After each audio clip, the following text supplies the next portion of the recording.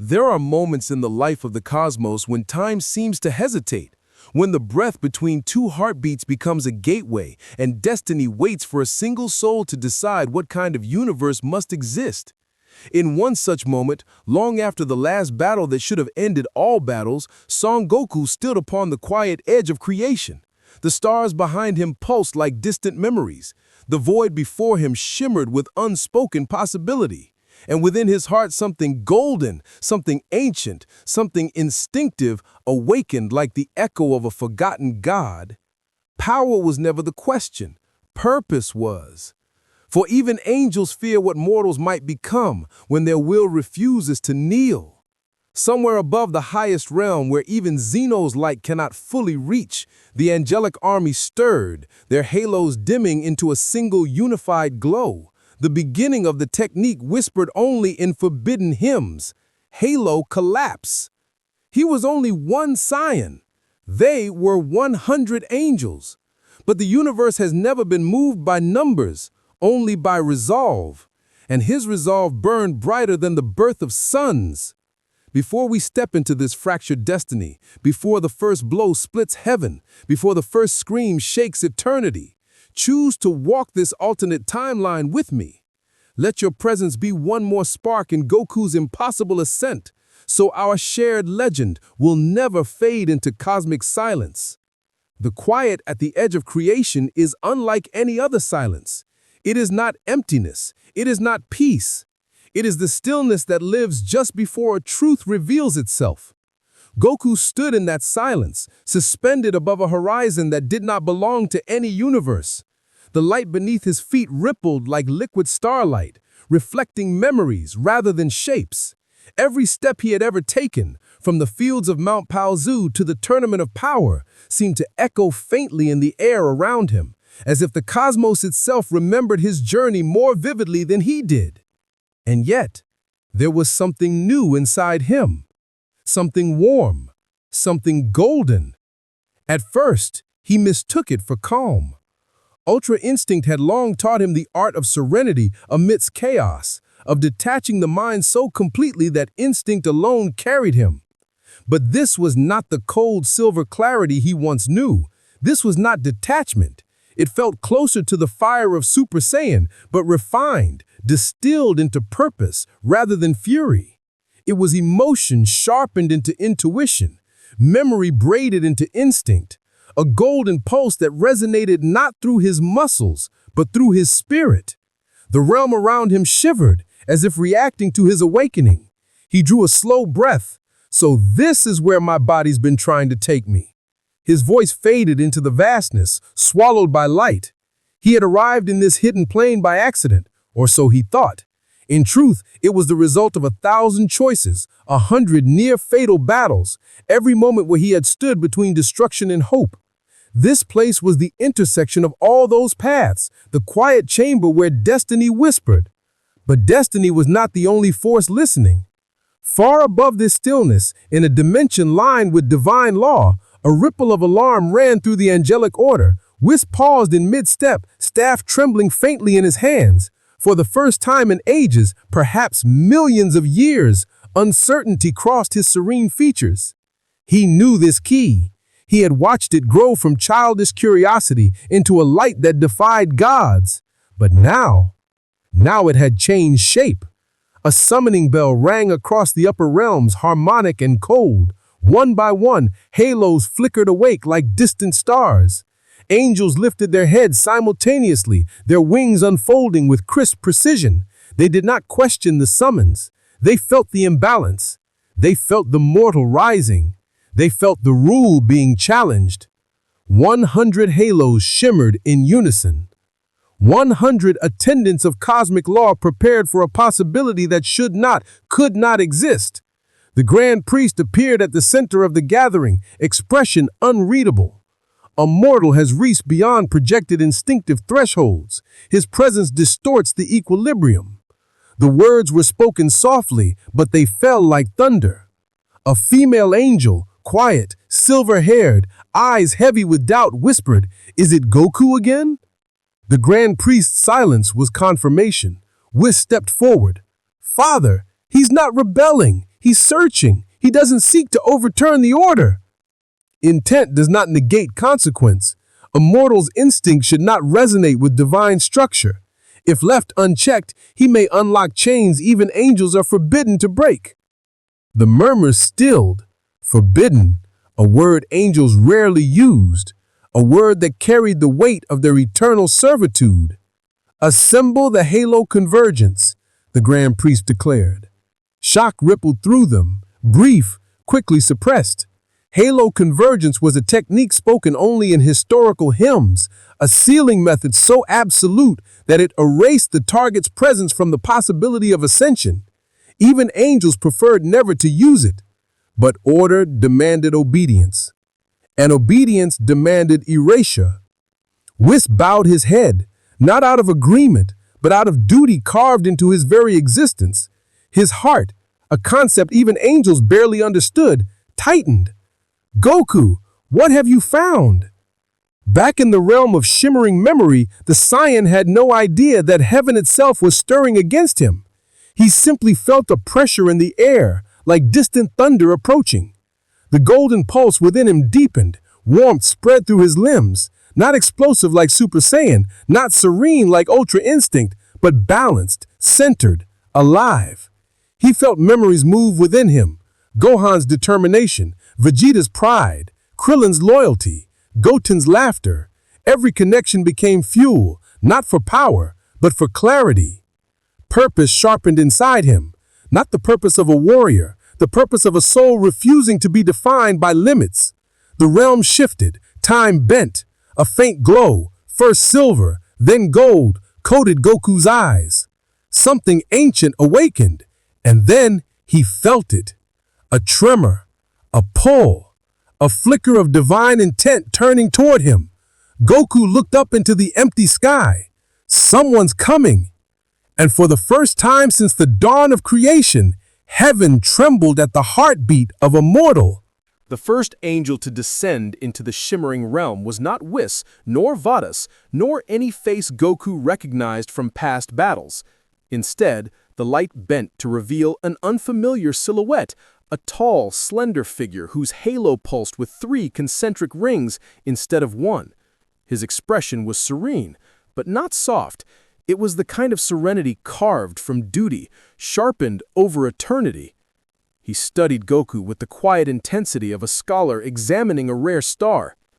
"So it is true," the angel murmured, voice floating like wind over water. "A mortal has reached the threshold of golden instinct." Goku blinked, unsure whether he should greet him or brace for impact. His aura flickered faintly, golden threads lifting like embers around him. Hi? I'm guessing you're not here just to talk?" The angel's eyes softened, not with kindness, but with recognition of something inevitable. "My name is Seraphis, third adjudicator of Halo Order. I am here to confirm the anomaly." "Anomaly?" Goku scratched his cheek. "I wasn't trying to cause trouble. I was just following where my body wanted to go." "That is precisely the anomaly." The realm dimmed. A sound like distant bells rang across the horizon. 2 notes, then 3, then a rising harmony that felt like judgment itself descending. Goku felt the weight of it even before he saw them. More angels appeared. 10, 20, 50. Each emerged as though molded from the light itself, halos igniting one after another, their presence bending the realm into ordered patterns. Their ki didn't burn like mortal energy. It was smooth, perfect, disciplined, an unyielding ocean compared to Goku's storm. Goku's instincts tensed. He stepped back, settling into a stance not of aggression, but awareness. Seraphis lifted a hand. "Remain calm. The council has not yet ruled your fate." "That doesn't sound good." "It is not." From behind Seraphis, a ripple of displacement signaled another arrival, a familiar staff, a familiar calm, a familiar sadness. Whis, his smile, usually so light, was edged with something heavier. "Goku, I feared I would find you here." Goku grinned, relieved. "Whis, good timing. I think I'm in a bit of a weird situation." Whis approached slowly, as if each step cost him fragments of peace. You have awakened a form that should not exist in the mortal spectrum. Golden instinct is dangerous, not because of its power, but because of what it means. What it means? Goku tilted his head. Whis hesitated. Seraphis answered instead. It means your existence now bends divine law, and divine law cannot bend. Goku's smile faded. The air vibrated as another presence entered, far heavier than the rest. The realm itself bowed under the pressure. Even the angels turned, halos dimming in reverence. The grand priest appeared, his expression a perfect mask of neutrality. Yet there was a coldness beneath it, like the stillness at the center of a collapsing star. Son Goku, you stand on a threshold mortals were never meant to reach. Goku didn't answer. He felt the truth pulsing beneath the words. Golden instinct was changing him, not into something divine, but into something unclassifiable, something free of boundaries, something unpredictable to those who built the boundaries. Your awakening, the Grand Priest continued, threatens the stability of all realms. Goku exhaled slowly. I'm not trying to hurt anyone. Intent is irrelevant, Seraphis said gently. Divine order does not bend to individual desire. Goku clenched his fists, not in anger, but in resolve. He could feel the pressure of their ki closing around him like slowly tightening chains. Chains. That was the word. The sensation. Golden instinct pulsed harder, responding to his rising awareness. The aura around him flickered, gold, silver, then gold again, like a heartbeat learning a new rhythm. Whis's eyes widened. He's adapting to our suppression fields. Already? A murmur swept through the angels. He must be contained. He must be sealed. He must be erased from ascension timelines. Goku's heartbeat slowed. He wasn't afraid, but he was not reckless enough to misunderstand what was happening. These weren't enemies. They weren't villains. They were protectors of a system that had no place for someone like him. The Grand Priest raised a hand. Prepare the first stage of halo collapse. The halos of the assembled angels brightened, hundreds of concentric rings aligning like stars forming a single destructive constellation. A hum filled the air, building, harmonizing, gaining impossible force. Goku felt his skin prickle. The pressure was immense, more than anything he had felt even in the tournament of power. He looked at Whis. Do you really think I'm that dangerous? Whis's voice cracked. Barely, but enough. Not dangerous. Unpredictable. Goku nodded. Guess that's something I can't run from. He lifted his head. The golden aura around him brightened, threads of light spiraling upward like ascending souls. The ground beneath him shook, the realm trembled, and the first wave of halo collapse began to descend toward him. The light that fell toward him was not like ki. It was not a beam, not a blast, not even an explosion waiting to happen. It was a decision. Hundreds of halos flared in unison, their rings rotating, folding, aligning into a perfect lattice of divine geometry above Goku's head. Each rotation carved a new law into the air. Each fragment of radiance hummed with ancient protocol, a chorus of must and cannot and never. The sound of countless eternities insisting that nothing beyond them could be allowed to exist. As the first stage of halo collapse descended, the realm darkened to a pale gray. Colors died. The air lost its warmth. The very notion of possibility began to thin.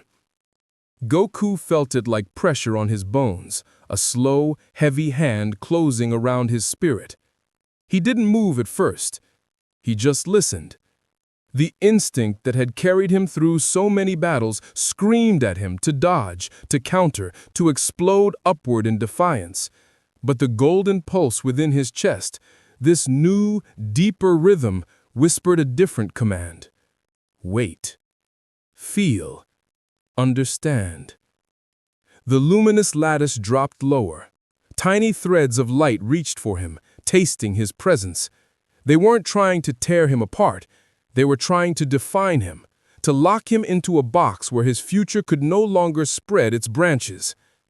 His jaw tightened. So that's it.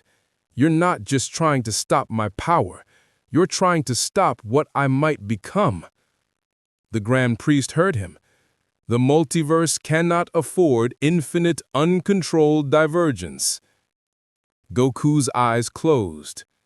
For a fleeting heartbeat, he saw flashes. Vegeta's stubborn glare, Gohan's quiet strength, Frieza's smirk, Jiren's silent resolve, Beerus's bored gaze hiding boredom's deeper fear. He saw every limit he had ever broken, every rule he had accidentally challenged simply by being too curious, too determined, too unwilling to accept that strength had a final ceiling. And he realized something simple, something devastating. To them, he was not a warrior. He was a variable. The lattice touched his aura.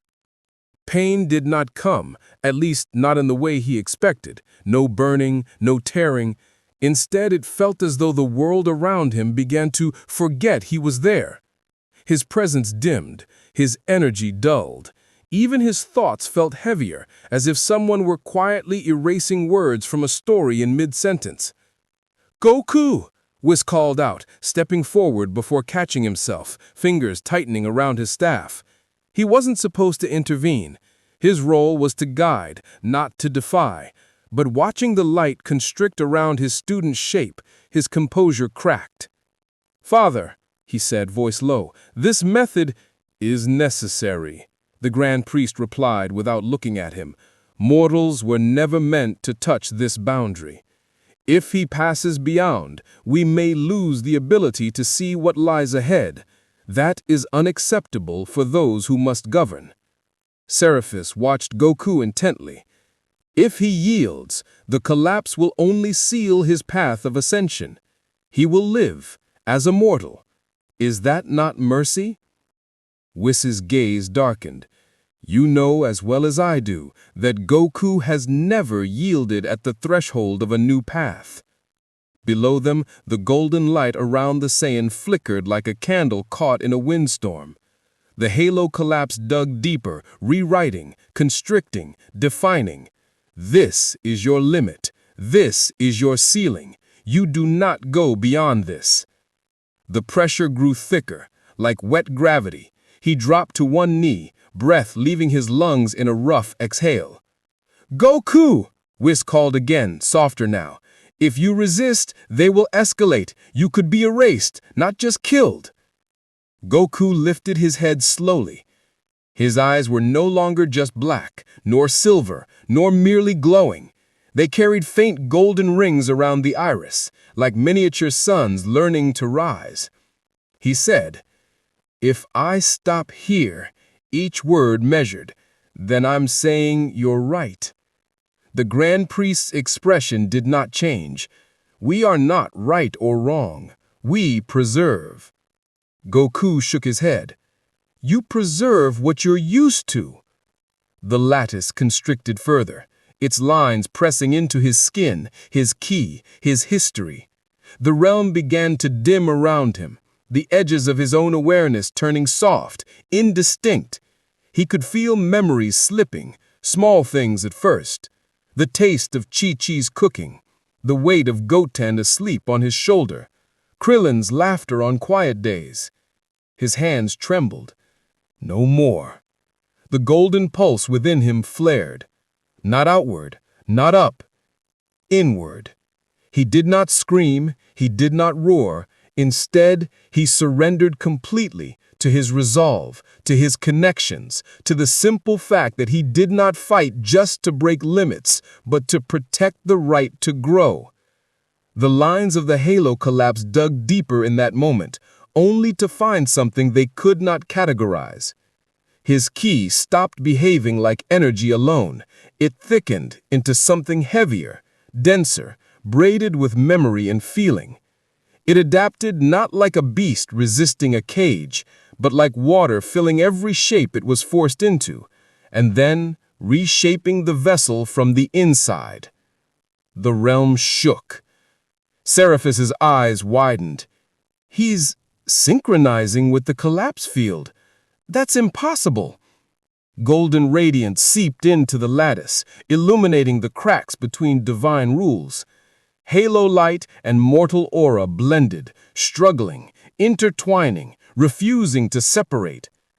Goku stood, slowly, as if rising against the weight of a collapsing star. If this power scares you that much, then I can't let it be something you control. The Grand Priest's eyes narrowed. For the first time, there was the faintest hint of tension in his voice. Increase output. All at once, more halos ignited. 10, 30, 70, 100. The full angel army activated their rings, converging their ki into a single descending force. The lattice above Goku compressed into a blinding pillar, its edges humming with the annihilation of potential. The air screamed, the realm fractured. Whis took a step back, horror flickering behind his calm. "Father, if you unleash full halo collapse here, you might—" The Grand Priest raised his staff. "Erase the anomaly from the path of ascension." The pillar, now blazing like a newborn star, fell toward Goku with the weight of all heavenly law behind it. And at its heart, the golden light within the Saiyan flared once more, not as resistance, but as something entirely new. The silence before heaven broke turned into a single, fragile heartbeat. For a moment, there was no sound, no sky, no realm, no breath. Just light, so bright it felt like existence itself had forgotten how to cast shadows. The halo collapse struck Goku like a falling sun. Its radiance tore through the layers of space, compressing possibility, folding destiny into a tighter and tighter spiral. The angels stood with hands raised, halos aligned, their forms still and resolute. This was not a battle stance. This was ritual, ancient, final, absolute. Yet, within that overwhelming light, something stirred. A shape, a heartbeat, a will. Goku was still standing. Barely, but standing. The golden aura around him had turned almost translucent, shivering under the crushing weight of 100 halos. His body trembled as if carrying the burden of a collapsing universe. The force pressed into his bones, into his memories, into the smallest threads of his identity. "Yield," Seraphis whispered from above, sorrow threading through the calm of his voice. "Please, mortal, let the seal complete." He barely heard him through the roar of power.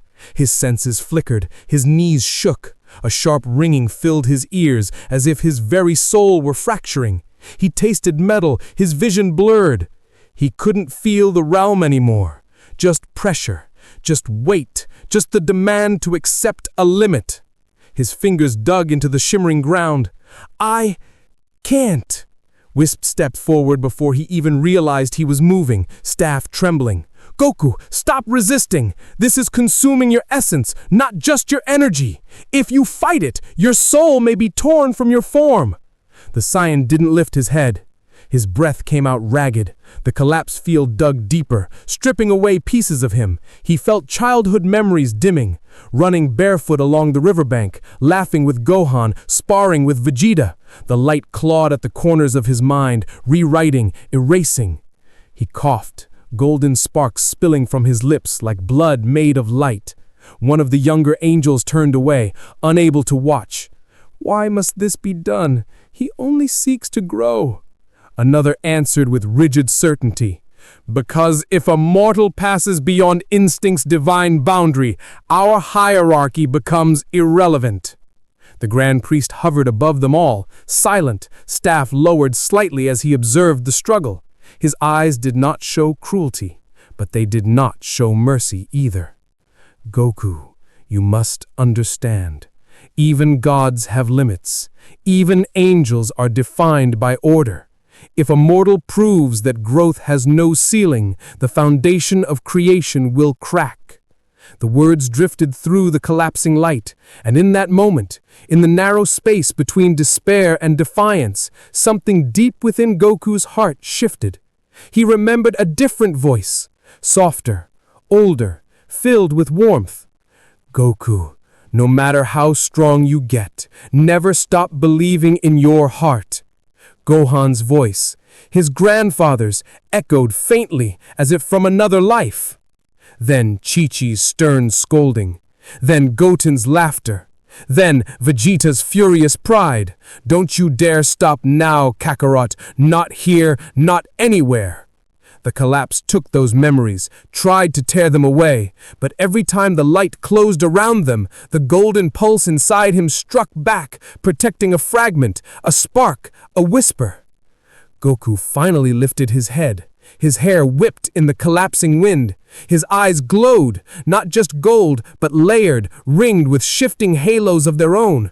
They reflected not the light of the angels, but a fire forged from 1,000 choices. I can't stop at a limit someone else set for me, he whispered. Not even you. The Grand Priest's eyes narrowed. You misunderstand. This limit was not set for you. It was set for all things.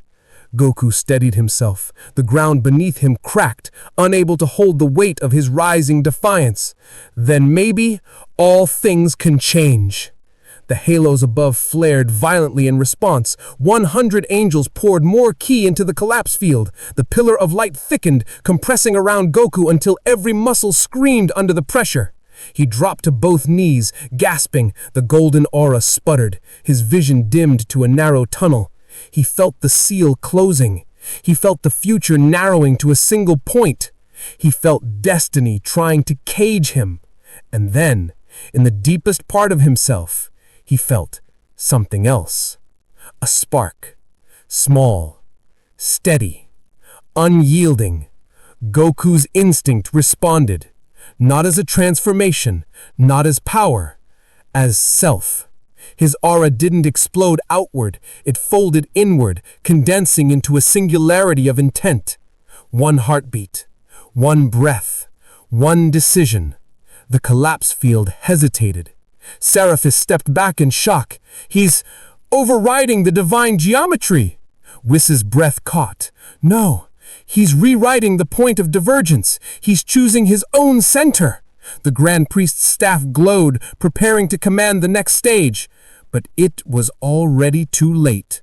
Goku rose through the crushing light like a star refusing extinction. His body shook, his aura fragmented. His voice came out rough, strained, but resounding with truth. You can erase my future, but you can't erase my will.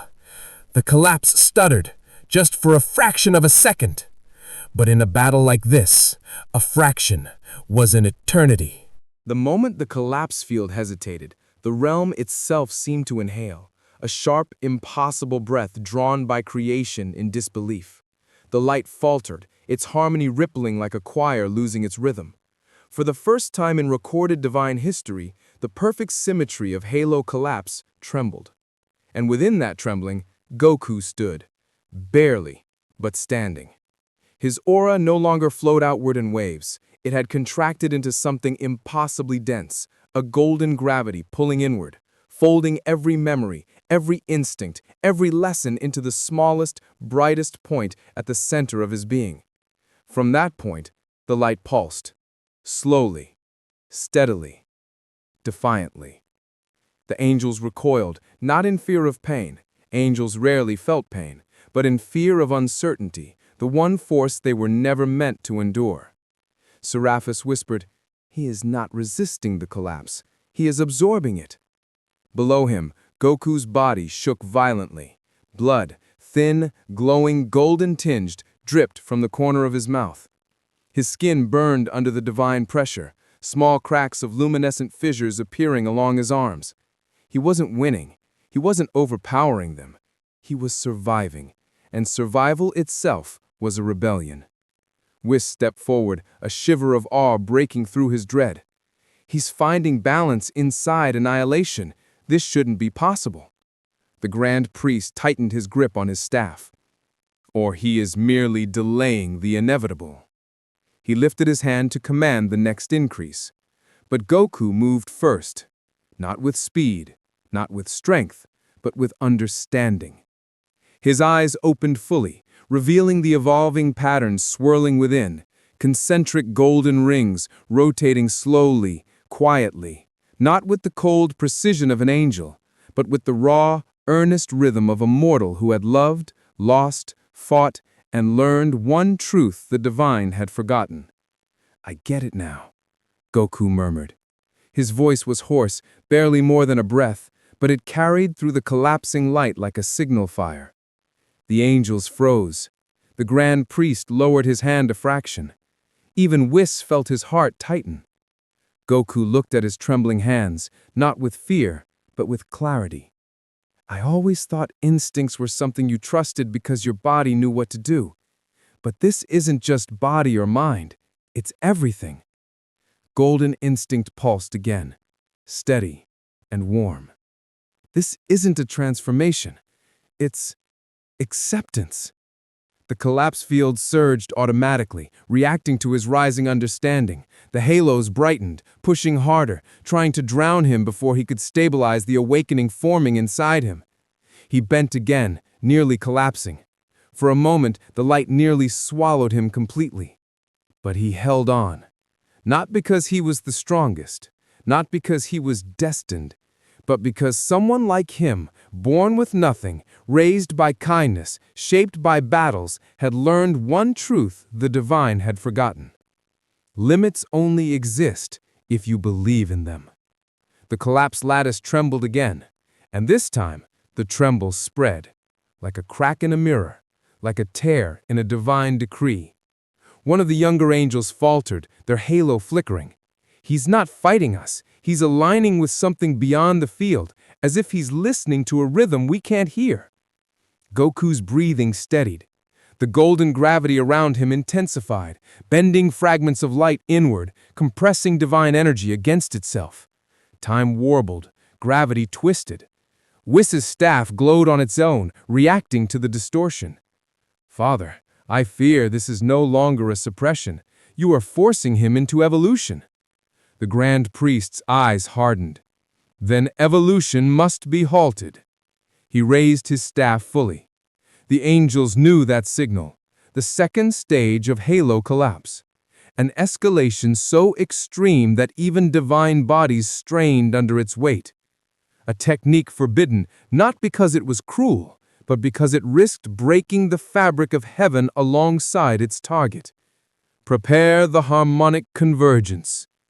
Dozens of halos extended outward into elliptical rings. The air filled with a low, resonant hum, so deep it shook the core of the realm.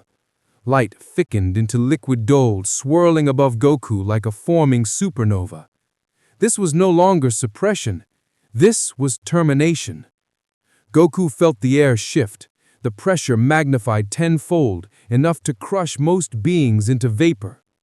His bones groaned, his vision wavered, the cracks along his arms widened, spilling more radiant blood.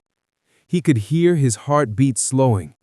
Instinct said move, move or die, break free or fall. But the golden center inside him, the place where acceptance had begun to bloom, told him something else. Stillness. Just as Ultra Instinct had taught him movement without thought, Golden Instinct guided him toward motionless clarity, toward letting the universe move around him while he held his truth unshaken.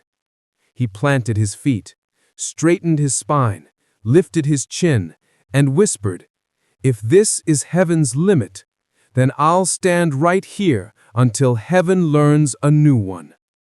The harmonic convergence dropped. Space folded, light screamed, the realm shattered like glass struck by an invisible hammer. The angels braced. Whis closed his eyes. The grand priest watched, unreadable. And at the heart of the collapsing divine storm, Goku's golden center burst open. A quiet pulse, a single note, a spark rewriting itself. There are moments when the universe speaks without sound, when creation pauses, when light hesitates, when even time forgets its duty. The realm had been reduced to blinding radiance, a storm of divine destruction tearing through every angle of space. threads of celestial geometry unraveled, singing in frequencies that mortal minds could never survive. Angels strained against their own halos, their bodies flickering in the violent backlash. Harmonic convergence was never meant to be seen, never meant to be felt, never meant to be survived. And yet, at the center of the impossible storm, a silhouette remained, faint at first, unsteady, flickering like a candle fighting extinction. But there, Seraphis' eyes widened, his halo dimmed in pure disbelief. He's still existing?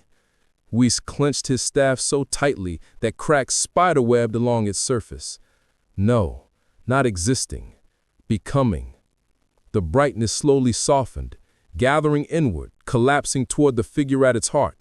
Angelic ki dissolved, laws folded, halos dimmed, unable to maintain symmetry.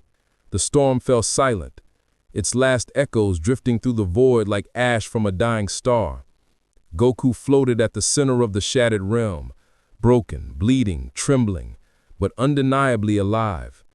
The golden aura around him was nearly invisible now, compressed so tightly that it didn't radiate outward at all. Instead, it pulsed beneath his skin, as if his body was struggling to contain an entire sun. The ground beneath him, if it could still be called ground, fractured with every heartbeat. He exhaled, and even that breath warped the air around him. We stepped forward, concern carving lines into his usually unreadable face. "Goku, speak to me. What do you feel?" Goku's head slowly lifted. His eyes opened, and for a moment, all of heaven froze. His irises were no longer ringed merely with gold. They were layered, fractal patterns of light, like halos that had learned emotion, like suns that had discovered memory, like divine geometry that had been rewritten by the heart of a mortal. Goku blinked slowly, as if returning from a distance too vast to name. His voice cracked like a dying flame. "I felt everything."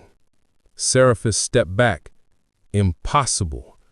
A mortal cannot withstand the full harmonic field. His mind should have fractured, his body should have dissolved, his essence.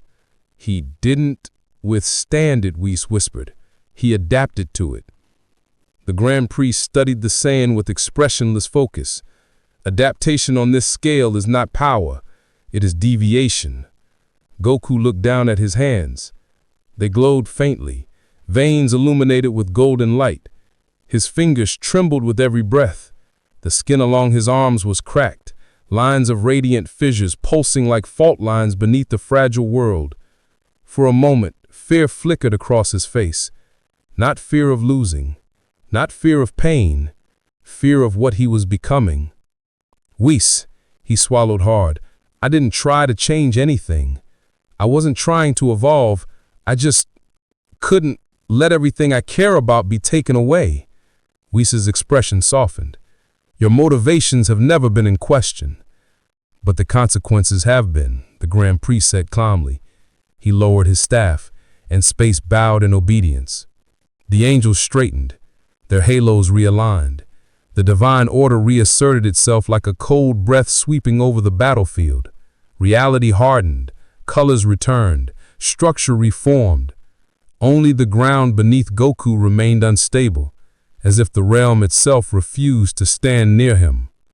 "Son Goku, your continued evolution cannot be permitted. Your presence distorts the fabric of possibility. You create paths we cannot foresee." Goku clenched his teeth. "That doesn't mean it's wrong."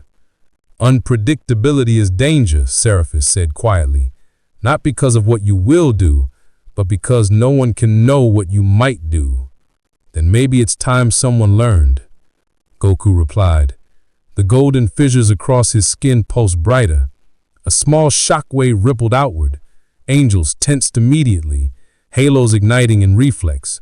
The Grand Priest raised his hand, not in threat, but in realization. His eyes narrowed. "Your ki, it is stable as long as your emotions remain centered. If you falter, even slightly, the compression will break." Whis' face drained of color.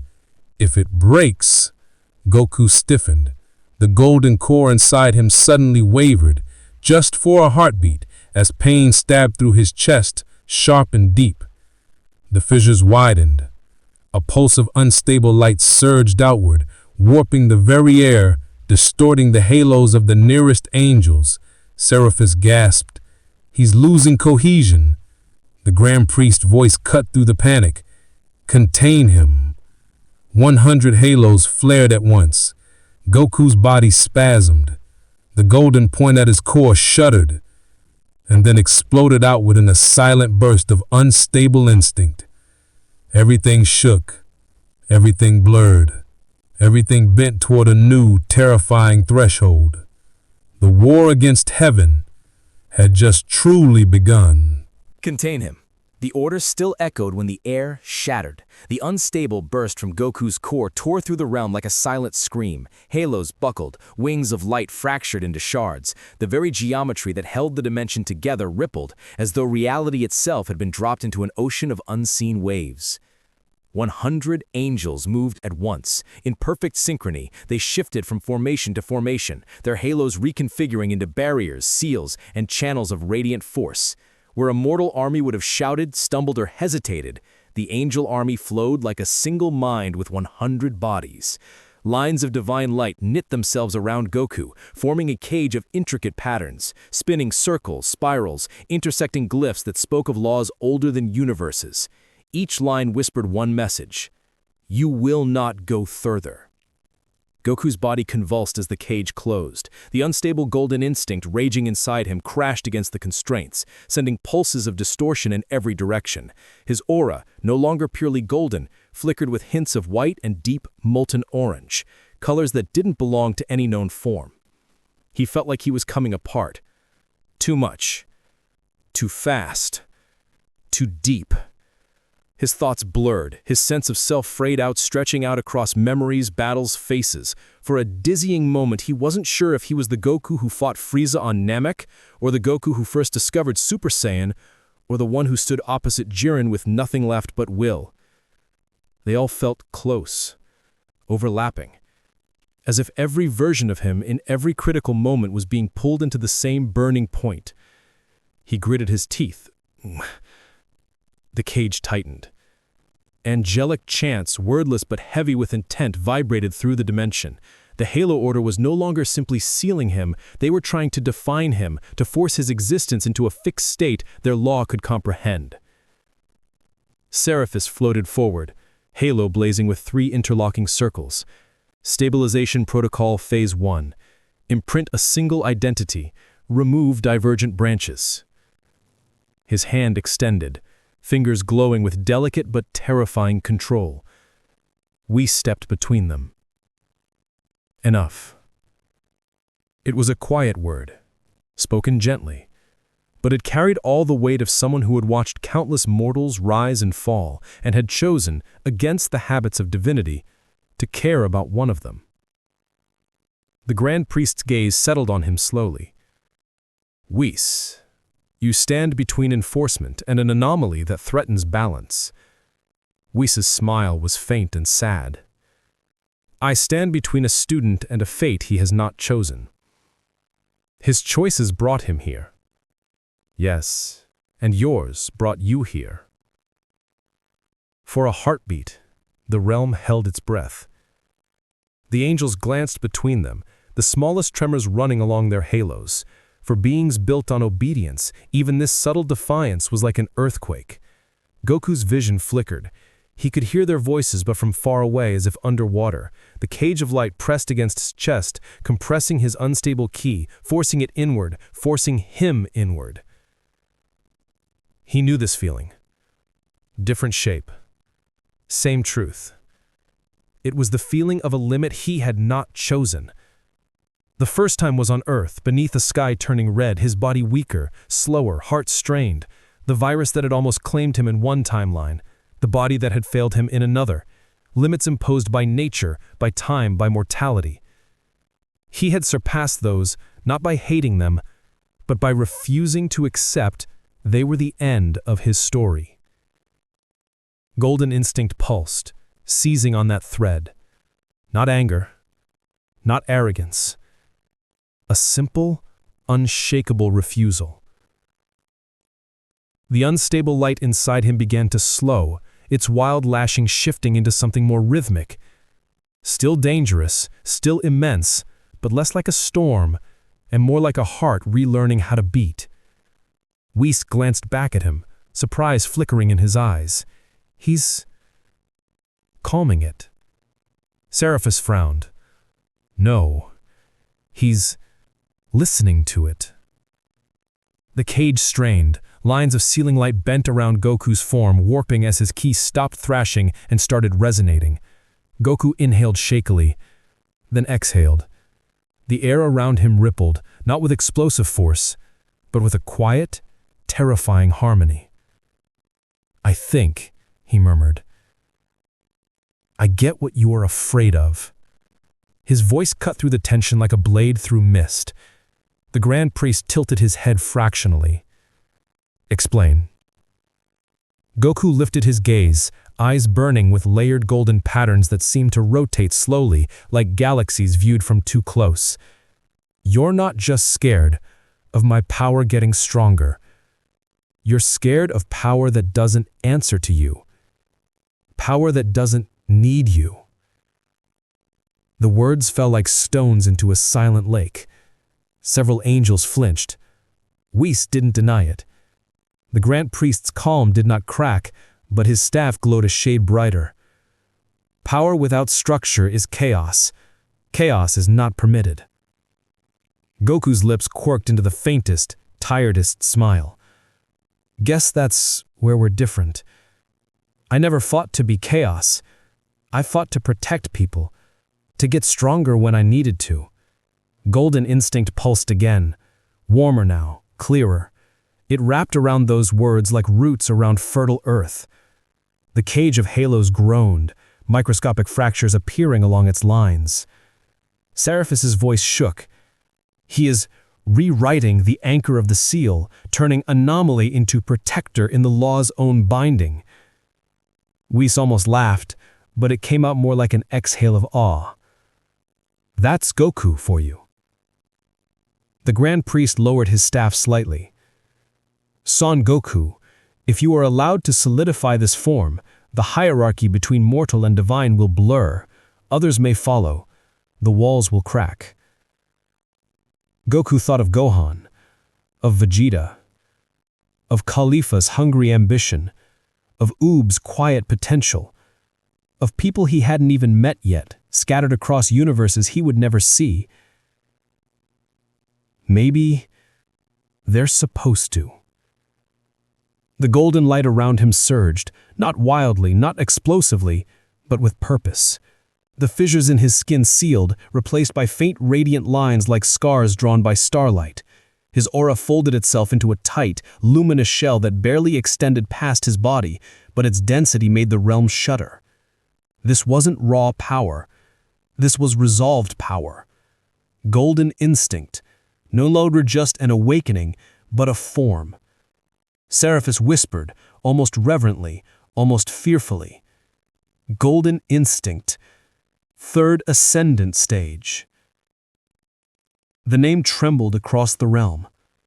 The cage of halos shattered, light scattered around Goku like broken chains, and for the first time, the angel army faced him not as a mortal reaching upward, but as a presence standing on a threshold they had never allowed anyone to touch.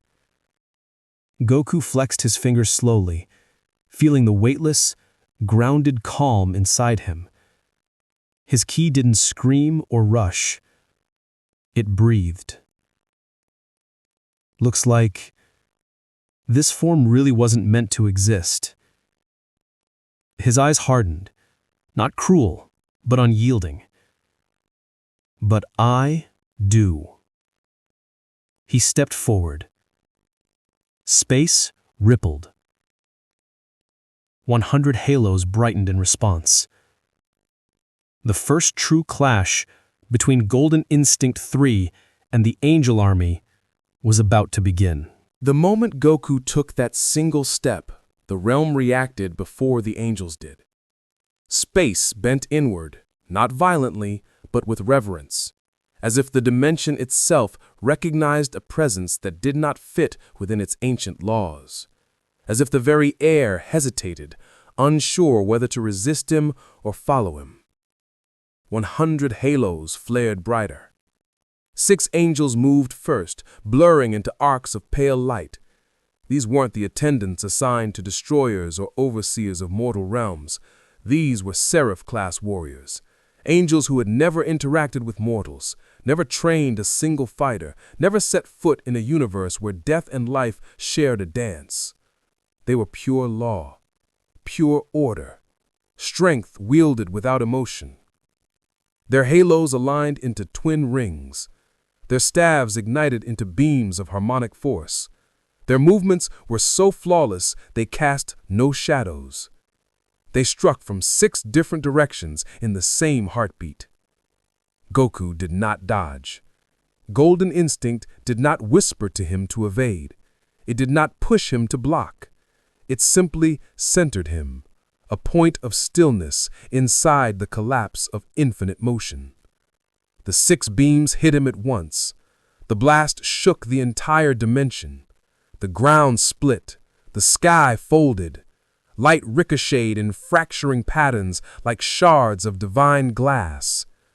The angels stepped back in perfect formation. Smoke drifted across the shattered landscape, and Goku walked through it, untouched, but not careless. His expression held a strange mix of focus and sorrow, as if the blows hadn't failed to injure him, they had failed to reach him. His voice came out quiet. "You're strong. All of you are strong." Another wave of angels lunged, not waiting, not trusting, not hesitating. 40 halos spun into crescents, 40 staves channeled prismatic beams. 40 divine bodies moved with impossible precision. They converged like tides collapsing onto a single point. Goku closed his eyes. The next moment unfolded without movement. Not his movement, theirs. Each angel's strike bent slightly off course, redirected at an angle so subtle it looked like the air itself had nudged them aside. The beams that should have pierced him instead folded around his aura like streams parted by an unseen stone. The angels staggered, not because he pushed them, but because golden instinct revealed exactly where their intention met his presence, and gently refused to meet them at the angle they demanded. Whis inhaled sharply. He's learning their rhythms as they strike. He's translating divine geometry into instinctive motion. Seraphis' eyes widened. That means he can predict harmonic attacks before they form. Not predict, Whis corrected softly. Feel. A third wave descended. This time they didn't hold back. The air thrummed with the full charge of celestial ki. Stabs twisted into complex patterns. Halos split into fractal lattices of light. 100 angels acting not as individuals, not as a squadron, but as a single, divine organism. One intent, one rhythm, one law given shape. The ground beneath Goku shattered completely. The blow descended with the force of collapsing eternity.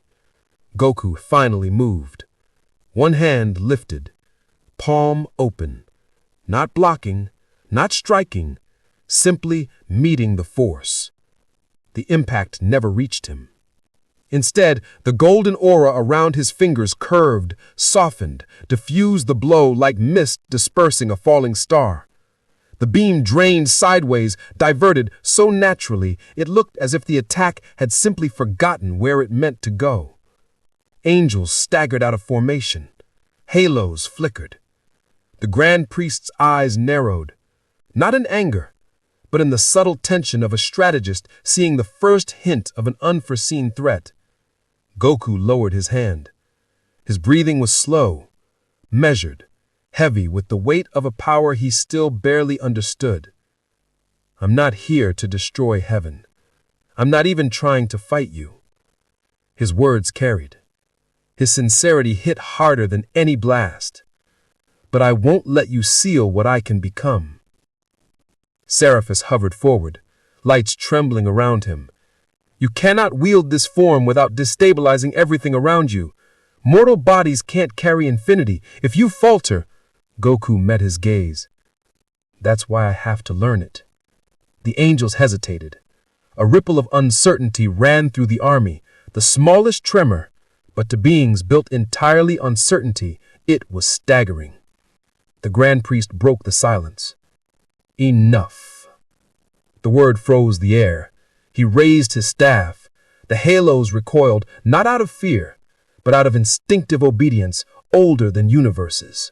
Whis whispered, "Father, no." The Grand Priest spoke with a voice that carried the weight of every reality. If the angels cannot contain golden instinct, then heaven will. He tapped his staff against the air. A ripple spread. Slow, calm, final. The sky above them opened, not into light, not into darkness, but into a vast, intricate cathedral of shifting geometry. The celestial archive. A place no mortal had ever seen. A place even angels rarely entered. A place where divine law wasn't enforced, it was written. The Grand Priest extended his hand toward Goku. You stand before the origin of order, Son Goku. One last chance remains. Goku did not step back. He did not brace. He simply breathed. I'm not done growing. The Grand Priest's expression remained serene, but the realm trembled. Then heaven itself will decide your fate. The celestial archive unfolded like an ancient blossom of light, petals made of equations, roots made of laws, its vast structure rising into a sky that wasn't sky at all, but a living tapestry of shifting glyphs. Each rune pulsed with the memory of a universe born. Each line hummed with the weight of a rule enforced for billions of years. The angels bowed, not out of reverence alone, but instinct. This was the heart of heaven, the origin of order, the source code of existence. Goku stood before it, golden instinct crackling faintly under his skin. His aura flickered, not wildly, but with the intensity of a flame learning how to breathe in thin air. He stepped forward, and the archive reacted. A ripple of symbols swept across its surface like water disturbed by a stone. Patterns shifted, glyphs rearranged themselves with a kind of nervous intelligence. For the first time in its eternal history, the celestial archive hesitated, because something undefined stood before it. "Goku," whispered Whis, "this place was not made for mortals." Goku didn't respond immediately. His eyes moved carefully across the living architecture. He wasn't intimidated. He wasn't angry. He was curious. "What is this place?" he finally asked. The Grand Priest answered without moving. "This is where divine law takes shape, where our roles, our limits, our duties are written." Goku frowned. "So everyone has their job written here?" "In a sense," Seraphis said softly, "identity is definition. Definition is stability. Stability is existence." Goku scratched the back of his head. "That sounds like you're saying no one gets to choose." Silence, heavy, absolute. Whis closed his eyes. The angels did not speak. The Grand Priest answered last, calmly, truthfully. "We do not choose, we fulfill." Goku stared at him, then at the angels, then at the archive itself. His aura tightened. "And that's the real problem," he said. The Grand Priest's eyes narrowed a hair, barely enough for anyone but Whis to notice. "Explain." Goku gestured vaguely around him. "All this power, all this order, but none of it comes from wanting something, from choosing something. You're just following rules someone else wrote for you." A flicker of movement, barely visible, passed through the halos of several angels. A tremor of emotion, a crack in perfect obedience. The Grand Priest raised his hand to still them. "This discussion is irrelevant. You have awakened an unstable form. The archive will determine if it can exist." The archive pulsed, bright, sharp, rhythmic. a string of symbols detached from its surface, floating down in spiraling patterns until they circled Goku like curious fireflies. Goku watched one drift near his hand. It glowed white-blue, a symbol he couldn't read, but he felt its meaning. It was trying to classify him, trying to label him, trying to fit him into a structure that had no place for the infinite. The symbol touched his aura. His aura didn't reject it. It understood it. Then, changed it. The glyph flickered, shifted, rearranged its lines until it formed something new, something the archive had never written before. The angels gasped. The Grand Priest's staff trembled. "That is not possible," Seraphis whispered. "The archive cannot rewrite itself around a mortal." Goku tilted his head. "It's not rewriting me. I'm changing it?" The Grand Priest lifted his staff as halos brightened in alarm. "Do not allow another glyph to touch him!" But the archive was already reacting. More symbols descended, spiraling around Goku like moths drawn to a fire they did not understand. One by one, they touched his aura. One by one, they shifted, absorbing pieces of his ki, his intent, his will, and then changed shape. Whis whispered, "Father, it's learning from him." "No," the Grand Priest replied sharply, "it is being corrupted." But Goku wasn't corrupting anything. He was harmonizing. Golden instinct pulsed, not violently, not explosively, but with a deep resonance that spread through the archive's massive architecture. Glyphs vibrated, runes flickered, old equations whispered uncertainly to themselves. Goku stepped forward again. A massive column of law split open before him, revealing a swirling core of white gold energy. Threads of divine rules extended from it like nerves, trying to loop around his aura, trying to understand, trying to categorize. The moment they made contact, golden instinct gently, effortlessly rewrote their angle. Not breaking, not rejecting, reorienting. "Goku," whispered Whis, "you're rewriting how divine law interprets you." The Grand Priest thrust his staff forward. "This must stop!" His command split the air. Halos brightened, angels surged. 100 divine beings hurtled toward Goku in a single unified motion. Goku exhaled. Golden instinct expanded. Not outward, not violently, but inward. A sphere of soft, golden light formed around him like a second skin.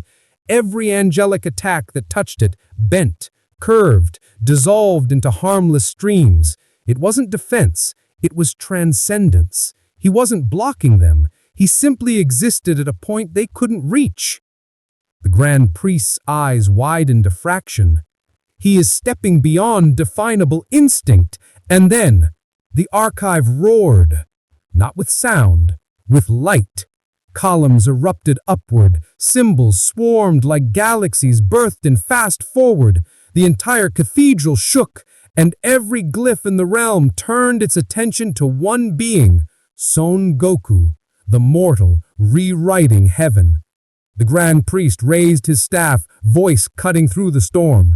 "Angels, final convergence formation!" 100 halos aligned perfectly, blindingly, forming a divine spear of harmonic force aimed directly at Goku. And Goku opened his eyes. Golden instinct shined with calm resolve. "Then come," he whispered. "I still have more to learn." The spear of heaven descended. The spear of heaven fell.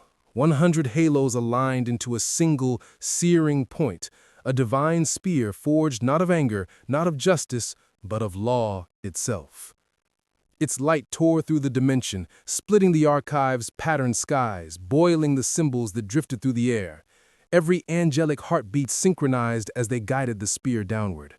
Their faces were calm, but behind their calm, a tremor of something unspoken pulsed, fear of what they did not understand. Goku didn't move. Golden instinct wrapped around him like breath made visible, flowing inward, inward, always inward, compressing purpose into a point of focus so dense that it bent the very rules trying to restrict it. The spear struck. The impact detonated the realm. Light engulfed everything. Runes shattered, columns burst, the archive shook like a living being wounded in its own heart. Even Whis raised an arm to shield his eyes. For a moment the spear seemed infinite, a god's decree made manifest. But then, a sound, quiet, gentle, like a small stone settling into soft earth. The spear stopped, not because its power ran out, not because the angels faltered, but because something was holding it in place. As the light thinned, the tremors faded, and the glare softened into clarity. The shape at the center became visible. Goku's hand. Open. Calm. Resting lightly against the glowing point of the spear. He wasn't pushing it back. He wasn't blocking it. He was simply touching it. And the spear refused to move. Gasps rippled through the angel army. Seraphis's voice cracked for the first time in his eternal life. He stopped final convergence with a single gesture. No mortal could do this. No god could do this. No angel would dare to try, but Goku wasn't any of those things now. He stood in a place between definitions, a point the archive had never accounted for. The Grand Priest's staff vibrated in his grip. Impossible. The spear's light sputtered. Goku stared at it with tired, steady eyes, eyes that carried new rings, deeper rings, like halos drawn by a mortal heart. He said softly, "I don't want to fight you, but I won't be erased." The spear trembled. The halos feeding it flickered, not because the angels weakened, but because their certainty did. Angels did not doubt, but now they did. Goku's aura pulsed in a slow, deliberate wave, and the spear dissolved, not violently, not explosively, but like mist dispersing in morning sun. 100 halos dimmed at once. The angel army fell back, staggered not by injury, but by something they had never confronted. A boundary that refused to be absolute. Goku lowered his hand. Golden instinct curled around him again, steady and small, like a flame reduced to coals, quiet, but unbearably hot. He swayed slightly. Whis' breath caught. His body, it cannot keep this level stable for long. Father, stop this before he breaks. But the Grand Priest had already extended his other hand. Light gathered at his fingertips. Not the clean, geometric gleam of angelic ki, but something older, heavier, carrying the weight of creation's first law. The archive responded, opening itself like a living spellbook obedient to its author. "You leave me no choice, Son Goku." The air turned cold, runes recoiled, even the halos dimmed in anticipation. Whis stepped forward desperately. "Father, please." The Grand Priest's voice was calm, absolute. "Celestial statute. Origin mandala." The dimensions snapped. Rings of law spun outward from his hand, forming a vast mandala of shifting glyphs, each one representing a cosmic truth so ancient that even angels forgot their meanings. The mandala unfolded across the sky, a spiral of blinding white and crystalline blue. Every angel recoiled and lowered their gaze. Whis trembled. This statute hasn't been invoked since the birth of divine order. Goku stared upward at the expanding structure. What is that? The Grand Priest answered, "Not an attack, not a seal, not a punishment. It is definition." Goku's heart clenched. What does that mean? The Grand Priest's expression softened, not with kindness, but with inevitability. It means the archive will no longer try to classify you.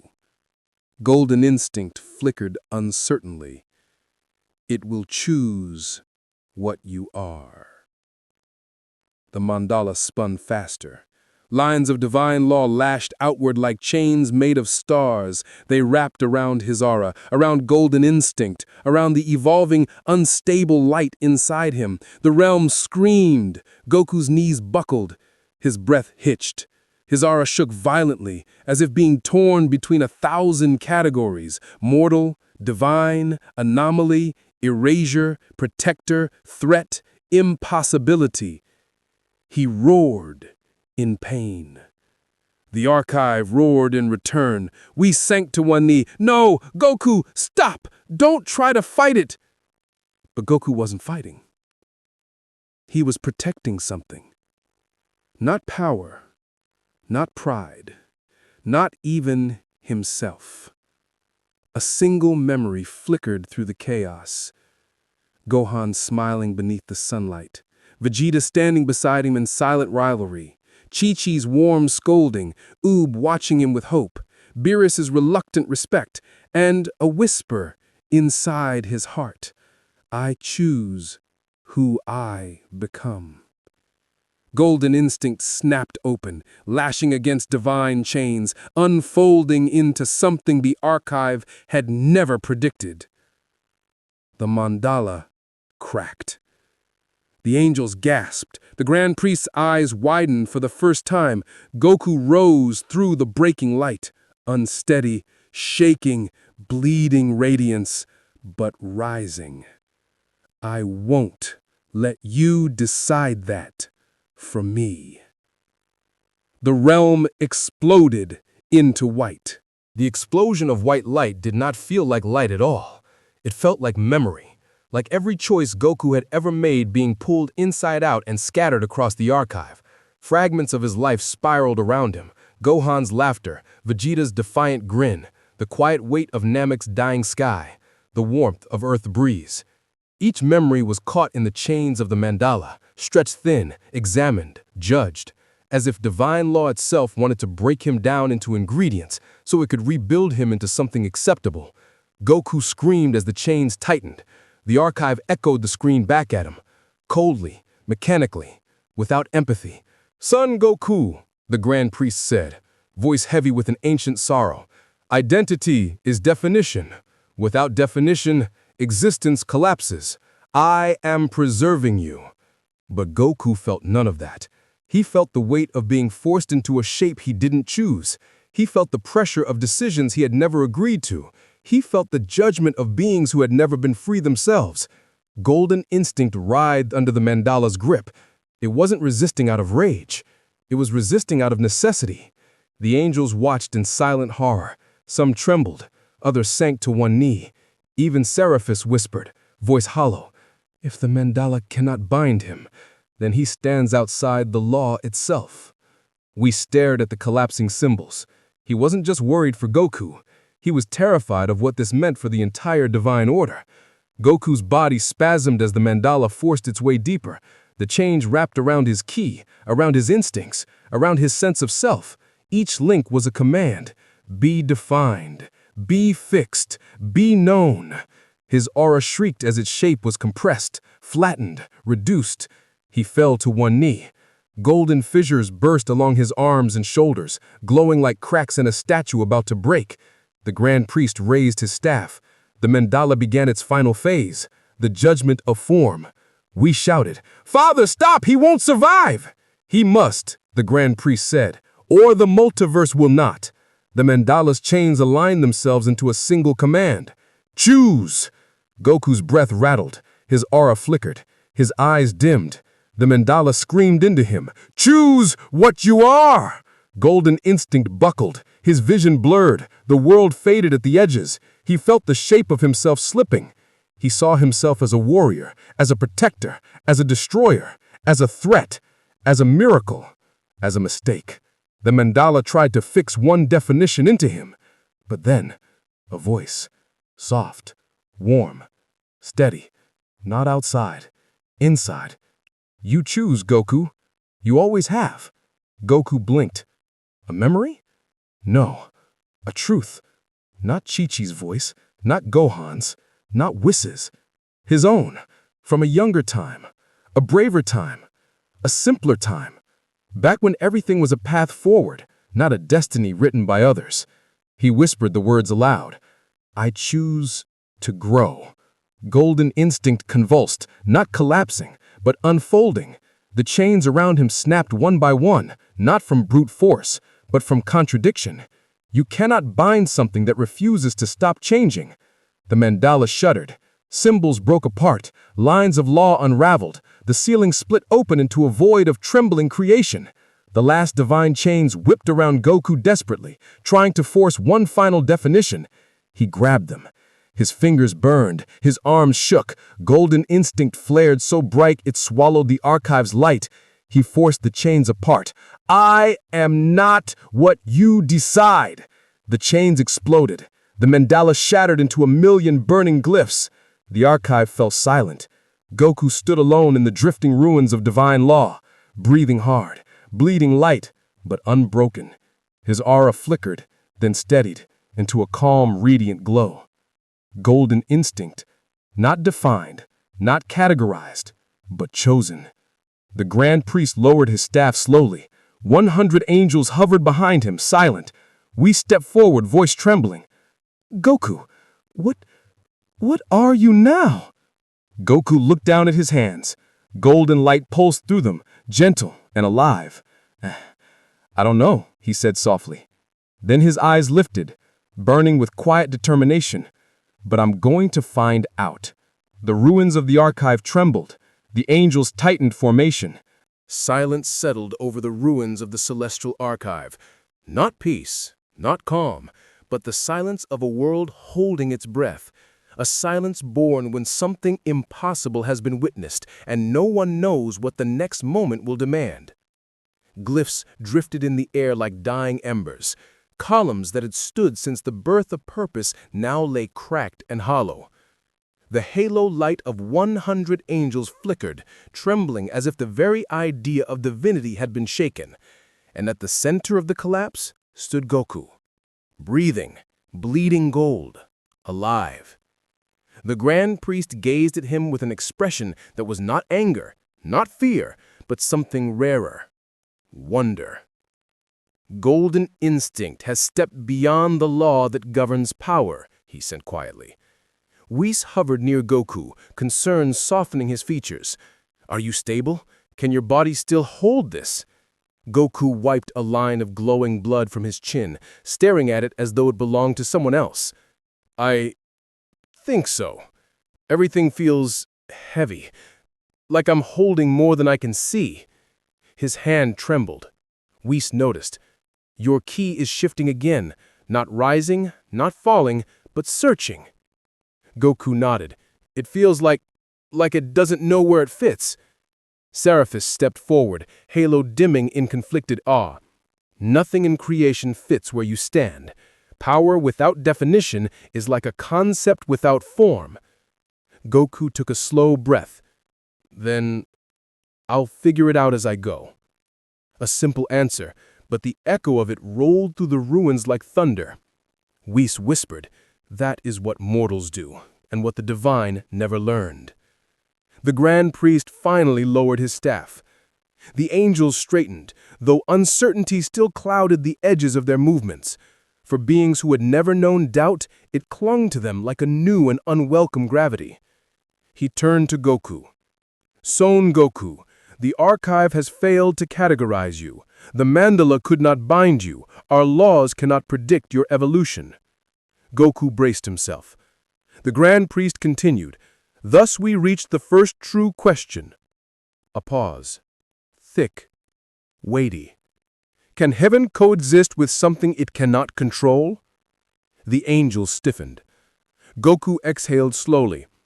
I'm not trying to take anything from you. I'm not trying to overthrow heaven. All I want is to grow, to protect the people I care about. That's it. Whis smiled faintly, sadness in his eyes. He speaks truth, Father. But the Grand Priest's expression did not change. Truth alone cannot hold the multiverse together. The ruins trembled with each syllable he spoke.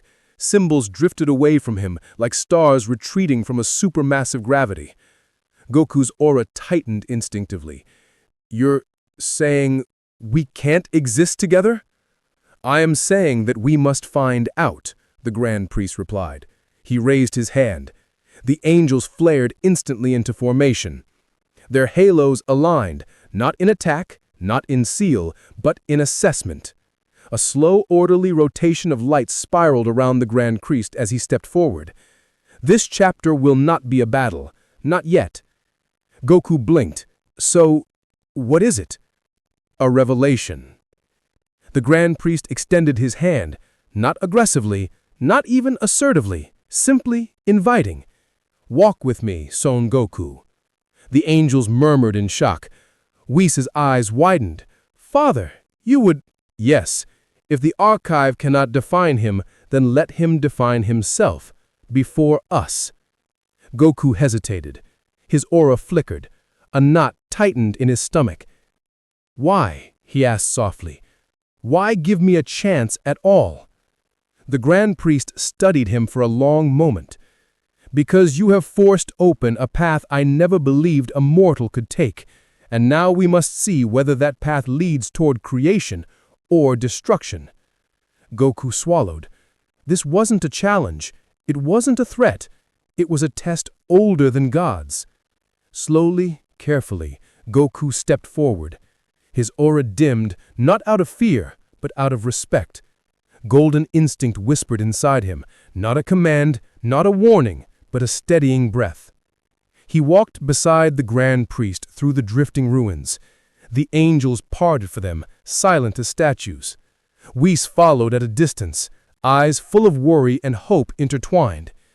They moved through the remnants of the archive until they reached its deepest chamber, a place untouched by the collapse, protected by layers of divine geometry. The Grand Priest turned to him. What you have become is not a form. It is a question. The chamber glowed. Symbols awakened along the walls. A soft wind stirred, though there was no air here.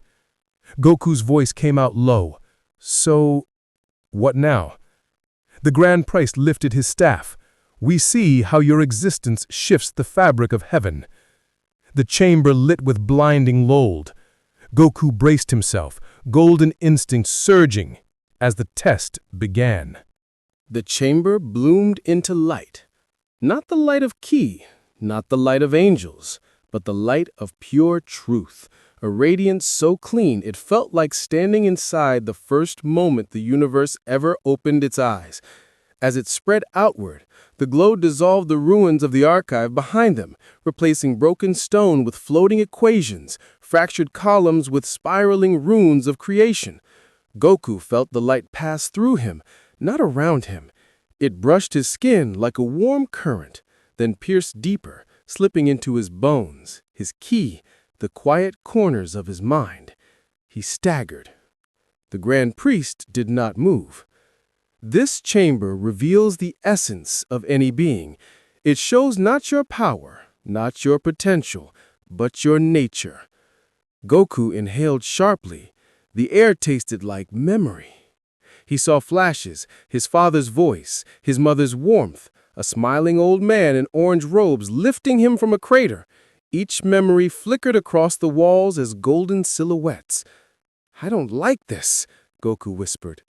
Of course not, the Grand Priest replied. Truth is the most painful power. The floor fell away. Not physically. Existence itself dissolved into a spiraling gulf of luminous symbols. Goku reached instinctively for balance, but found none. He was suspended in a dimension of meaning, not matter. Then the chamber changed. The light curved inward, forming an image of him. Not a reflection, not a projection, something deeper. A figure of pure gold hovered before him, flickering gently like a candle flame. It wasn't muscular, it wasn't radiant, it wasn't even intimidating. It looked small, unfixed, unfinished. What is that supposed to be? Goku asked quietly. Your essence, the Grand Priest answered. Not the warrior, not the form, the part of you that remains when everything else is burned away. Goku stared at it. The tiny golden silhouette tilted its head, mirroring him with strange innocence. "It's me?" Goku murmured. The Grand Priest nodded. Unbound, undefined, incomplete. Something in Goku's chest tightened. He expected his essence to look strong or steady or resolved, but this little flicker of uncertain light, he almost felt ashamed. "It's weak," he said. "No," Whis whispered from behind him. "It's free." Goku blinked. The Grand Priest lifted his staff and the golden figure shimmered, expanding and contracting like a heartbeat. "This test," he said, "reveals whether heaven can survive the presence of a being whose essence refuses definition." The walls pulsed with light. The angels outside the chamber straightened as if sensing danger rippled through the archive's remains. Goku swallowed. "And if it can't? Then we cannot let you ascend further." The golden silhouette suddenly jerked, as if snagged by invisible strings. Goku felt the pull inside himself, a pressure behind his ribs, a tug in his ki, a tightening in the core of golden instinct. "What's happening?" he gasped. The Grand Priest did not answer immediately. He watched the flickering essence with an expression too ancient and solemn to decipher. "This chamber amplifies the truth inside you. It pushes your nature to reveal itself, fully, without restraint." Goku groaned as the pressure intensified. His aura flickered violently, golden instinct convulsing like a flame trapped inside a glass sphere. The golden figure shuddered, splitting into 2, 3, 5 overlapping silhouettes. Each flicker showed something different: a protector, a destroyer, a seeker, a rival, a father, a child, a void, a spark, a threat, a miracle. Whis' voice broke. "He's too many things! His essence can't stay in a single shape!" The Grand Priest nodded grimly. "His nature is a contradiction. Freedom and growth cannot cohere in this chamber. If he cannot unify himself, he will vanish." Goku's knees buckled. His vision swam. The golden essence screamed silently as the chamber forced it to choose one identity. Goku clenched his fists. "No! No! I can't! I won't choose just one!" "You must," the Grand Priest said, "or golden instinct will tear your being apart." Goku collapsed onto one knee. The chamber flared white. The silhouettes flickered rapidly: protector, destroyer, father, rival, savior, student, each for a split second, each trying to anchor itself before being ripped away. Goku gasped. "I'm everything! I've become everything I fought for! How can I just—" Whis shouted, "Goku, listen to yourself! Don't choose a role, choose a truth!" The words hit him like a shock. Choose truth. Not identity, not form, not expectation. Truth. Goku pressed a trembling hand to his chest. Golden instinct surged. Not wildly, not desperately, but gently. A breath, a heartbeat, a choice. He looked at the flickering silhouettes and whispered, "I'm not just what I've been. I'm what I'm becoming." Every silhouette froze. Every symbol in the chamber stopped moving. The Grand Priest's eyes widened. Whis covered his mouth in awe. The golden silhouette began to transform. Not into one identity, not into a fixed form, but into a shape that shimmered between all possibilities. A single point of evolving light. Not closed, not finished, not defined. Just becoming. The chamber trembled. The archive itself seemed to inhale.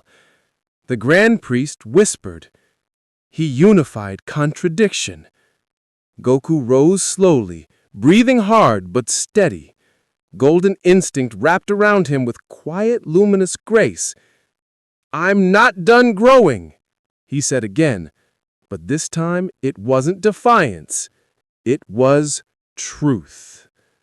The chamber opened its eyes of light. The chamber awakened, not with force, not with threat, but with awareness. The walls, if they could still be called walls, shimmered and shifted, turning from glowing runes into something almost like eyes. Not living eyes, but symbols that observed, that measured, that weighed the meaning of what they saw. And they saw Goku.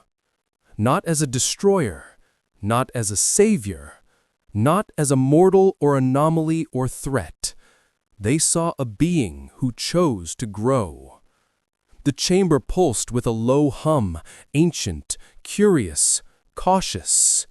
The vast structure around him rearranged its runes into new patterns, circles rotating in elegant spirals as if creating a new language in real time. We stepped back, bowing his head involuntarily. "It's rewriting the test." Seraphis stared in disbelief. That shouldn't be possible. The chamber has never adapted to an examinee. The Grand Priest watched silently, eyes narrowed in deep contemplation. It adapts because he does. Goku felt the chamber's new rhythm resonating through him, threading through his chest and spine. Golden instinct responded, pulsing with quiet harmony. Not resisting, not struggling, simply flowing. "What's happening now?" he asked. "The second trial," the Grand Priest said softly. "Identity was the first. Intention is the next." Goku swallowed. Intention? The runes around him flared. In an instant, the chamber broke into fragments of light and rebuilt itself into memories. Not his, not anyone's. Possibilities. Before him, the room unfolded into a vision of a universe caught in flames, planets trembling under golden shockwaves, galaxies pulled apart like threads unraveling. A silhouette, his silhouette, hovered above it all, radiant and terrifying. "Is that me?" he whispered. Whis winced. Seraphis lowered his gaze. The Grand Priest answered simply, "One potential." The vision dissolved. Another formed, this time showing Goku standing before a fractured heaven, angels kneeling, halos dimmed. His aura was calm, warm, gentle. He spoke quietly, but his words rebuilt the dimension around him. Mortals and gods stood together, purpose shared instead of imposed. Goku's breath caught. "That can't be me. I'm not some leader." The Grand Priest tilted his head. "Intention does not ask what role you want. It reveals what role your essence could grow into." The visions kept shifting. Goku teaching. Goku destroying.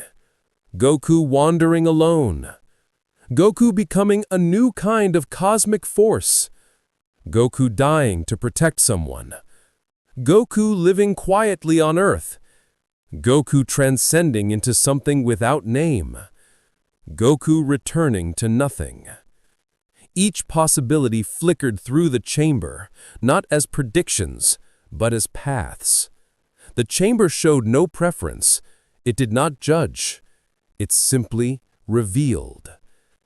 And then, the vision stopped. The light dimmed. The runes faded. What remained was a single image. A small hut. A table. A blue sky. And Goku sitting peacefully with his family. No battle. No hierarchy. No heaven. No destiny. Just a man choosing a simple moment. Goku stared at the image, breath soft, eyes warm. "That one," he murmured. "That one feels real." The Grand Priest studied him. "Why?" Goku smiled faintly, not with power, not with confidence, but with truth. Because when everything's over, I don't want to become anything bigger than I have to be. I just want to go home. The chamber pulsed, hard. The Grand Priest blinked. Seraphis gasped. It accepted his intention? Whis whispered, his intention is not domination, not transcendence, not rebellion. It is return. The chamber expanded suddenly, not violently, but like a blooming flower. Light washed over Goku, warm and golden. The trial was not punishing him. It was acknowledging him. The Grand Priest lifted his staff, glancing up as the runes spiraled overhead. It chooses to test your final question. Goku braced. What's that? The chamber dimmed, folding into darkness, a void without sound, without form, without time. A single point of golden light appeared in front of Goku, his own key, pure, untouched, unshielded. The Grand Priest's voice echoed, "Can your essence remain your own when faced with absolute emptiness?" The void closed around him. Golden instinct flickered, and Goku vanished into the trial of nothingness. There was no light. Not darkness, for darkness is a presence. This was the absence of everything. A void so complete that even silence could not survive in it. Goku opened his eyes, but nothing changed. He raised his hand, but could not see it. He breathed, but could not hear the breath. He existed, and yet he did not. The chamber had removed heaven, removed earth, removed memory, removed every story that had ever shaped him. Here, there were no Saiyans, no angels, no friends, no enemies, no destiny, no history. This void gave him only one thing: himself. At first, Goku waited, expecting an enemy or a vision or a problem to punch. But no threat came, no form emerged, no voice guided him. Minutes passed, or hours, or years. Time had no meaning here. His heart beat, slow and uncertain. "Hello?" he whispered. The sound vanished before it formed. Goku swallowed. This was worse than danger, worse than battle, worse than the mandala, because now he wasn't fighting angels or laws. He was fighting forgetting. His aura flickered faintly, gold bleeding into the emptiness before being swallowed by it. Golden instinct whispered inside him, "Stay." But stay as what? A warrior? A father? A student? A rival? A protector? Those identities began slipping from him one by one, dissolved by the void, like ink fading under a merciless sun.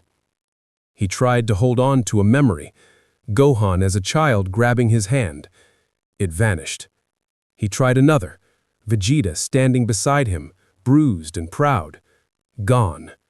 He tried another, Chi-Chi smiling at him across the doorway. Erased. His breath quickened. "No, wait, please." The void did not listen. Every memory he reached for, every face, every journey, every lesson faded into nothing. His pulse pounded. He sank to his knees. "Don't take them. Don't take who I am." But the void wanted only one truth. What is Goku when nothing remains? Golden instinct struggled, flickering between forms it no longer remembered, trying to mirror emotions Goku no longer felt. Fear crept in, real fear, not of pain, not of death, but of becoming hollow. He bowed his head. I don't know what I'm supposed to hold on to." He closed his eyes, and the last flicker of golden light inside him dimmed. For a moment, He thought he would disappear. But then, a breath. Not air, not sound. A feeling. Quiet, warm, honest. The simplest truth rising from somewhere deeper than memory. I want to be better. Not because of others, not because of destiny, not because of fear or pride or rivalry, because that was what made him Goku before he ever had a name. A spark ignited in his chest, small, fragile, but real. Golden instinct pulsed. The void trembled. The spark grew brighter, fed not by memory, not by identity, but by intention itself. I want to grow, Goku whispered. I want to learn. I want to become more than yesterday. The spark widened, turning into a small, steady flame. I want to protect, he said softly, even if I can't remember who. The void rippled. Golden instinct expanded. I want to meet new challenges, new people, new truths. I want to keep moving forward. His ki surged. The emptiness retreated slightly, not disappearing, but bending around the flame he had lit inside himself. And even if I lose everything, he lifted his head, eyes glowing gold in the pitch black, I will still choose to grow. The void cracked. A sound finally returned, a low resonant hum, like the first heartbeat of a newborn universe. Goku rose to his feet. Golden instinct wrapped around him again, not wild, not unstable, but calm, centered, self-chosen. The void continued to collapse around him, breaking apart like glass struck by a distant hammer. Whis' voice reached him faintly, distorted by the dissolving dimension. Goku, come back! He took a step towards the sound. Light bloomed beneath his feet. Not from the chamber, from him. The flame inside grew until it became a small sun, radiating quietly, illuminating the nothingness with a warmth the void had never felt. The Grand Priest's voice echoed from a distance. He held his essence in emptiness. He has passed. The void shattered. Goku fell forward and landed back inside the chamber, gasping for breath, golden instinct trembling around him like wings folded close. Whis rushed to him. Goku! Goku lifted his head slowly. His eyes shone with a new depth, gentle, steady, unbreakable. I remembered, even when nothing was left. The Grand Priest approached, expression now unreadable. Then heaven must face what you have become. The chamber cracked open. A storm of divine energy swallowed the room. And the next revelation of golden instinct began. The chamber split open like a great celestial shell. Lines of divine geometry fractured outward, releasing a surge of light so powerful that every angel in the archive instinctively braced themselves. Halos flared, wings of ki unfolded, staffs lifted. For the first time in their eternal existence, the angels of heaven did not know what was emerging. Goku stood in the center, golden aura trembling like the heartbeat of a newborn star. Not towering, not monstrous, not divine, just steady. Whis exhaled a shaking breath. He survived all 3 trials intact. Seraphis whispered, No, not intact, changed. The Grand Priest stepped forward, staff pressed lightly against the ground. His expression was unreadable, carved from centuries of cosmic order and unspoken calculation. Son Goku, he said, you have faced truth, intention, and oblivion. You have held your essence without a world to anchor it. And now, he gestured toward the circle of angels surrounding the chamber, heaven must decide what your existence means. Goku inhaled slowly. I'm not here to fight all of you. A murmur spread through the angels, confusion, disbelief, something close to hurt. He continued, voice gentle but unwavering. I just want to keep growing. That doesn't mean I want to break heaven. The Grand Priest studied him. Intentions shape reality, but so do consequences. Goku nodded. I know. Do you? The Grand Priest asked quietly. Golden instinct is evolution without ceiling, a power whose limit is not power, but choice. Such a force can bend creation by simply continuing to exist. Goku lowered his gaze. A heavy truth settled in his chest. His growth, his desire to improve, his endless instinct to push forward. It was beautiful. It was dangerous. It was both. The Grand Priest raised his staff. The entire dimension shifted. The shattered archive reassembled itself, not physically, but conceptually. Ruins rose, glyphs aligned, halos spiraled into perfect mandalas of light overhead. And then, a new space unfolded around them, a courtyard of pure white stone. Floating rings of gold, a sky painted with lines of mathematical destiny, a horizon filled with the silhouettes of every angel in existence, not 100, thousands. This was the true height of heaven, the place no mortal had ever seen. Goku blinked. Where are we? The court of ascendance, where heaven judges forces that shape the multiverse. Goku tensed. So this is a trial?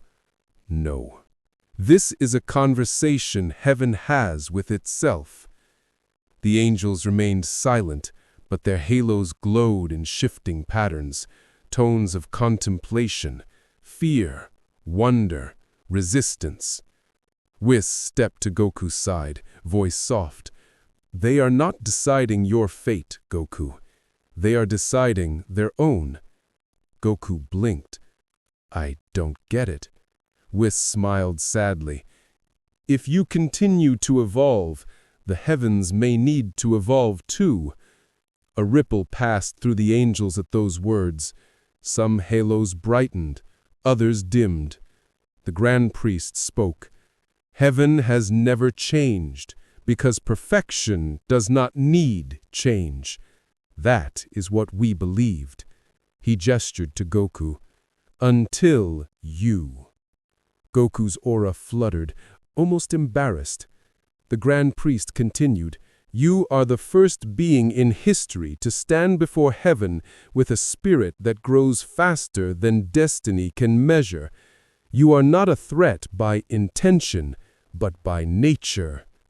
Goku's throat tightened. So what do you want me to do? Stop growing? The courtyard held its breath. The Grand Priest shook his head. No, Goku. That is the one thing we cannot ask. Golden instinct shimmered around him like a golden heartbeat. Then what happens now? Goku asked. The Grand Priest turned to the angels. Now we must choose whether to adapt to him or resist him. Suddenly, every halo in the courtyard ignited. Thousands of rings of divine light flared above the angels' heads, some blazing gold, others cracking with blue energy, others dimming like eclipsed moons. The courtyard shook with the weight of their collective response. The Grand Priest closed his eyes. So it is decided. Goku's heart pounded. What is? The Grand Priest opened his eyes, and for the first time there was something like sadness in them. Half of heaven will stand with you. Goku blinked in shock. Whis gasped. Seraphis fell to one knee. And half, the Grand Priest whispered, will stand against you. A line of light divided the courtyard, splitting the thousands of angels into two vast factions, one shimmering with open halos, the other burning with closed defensive rings. The sky cracked with tension. Goku stared at them all, stunned, breath caught in his throat. I caused this? No, Whis said gently, but your existence revealed it. Golden instinct pulsed with the weight of the moment. The Grand Priest lowered his staff. Son Goku, he said, voice ringing across the divided heavens, will you face the consequences of becoming what you are? Goku's aura steadied. I will. And will you accept the burden of what comes next? Goku closed his eyes, then opened them, calm, clear, unbreakable. Yes. The Grand Priest stepped back. Then the war against heaven begins. The sky exploded with divine light. The sky broke open, not like a storm, not like a battlefield, but like a truth too long restrained finally tearing itself free. A shockwave of white gold light erupted across the court of ascendance, scattering fragments of divine geometry into the void above. Halos trembled, split, reshaped. Angels who had never known choice now stood on opposite ends of a cosmic divide.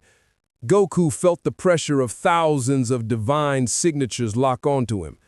Not in hatred, not in fear, but in inevitability. This was not heaven attacking. This was heaven reacting.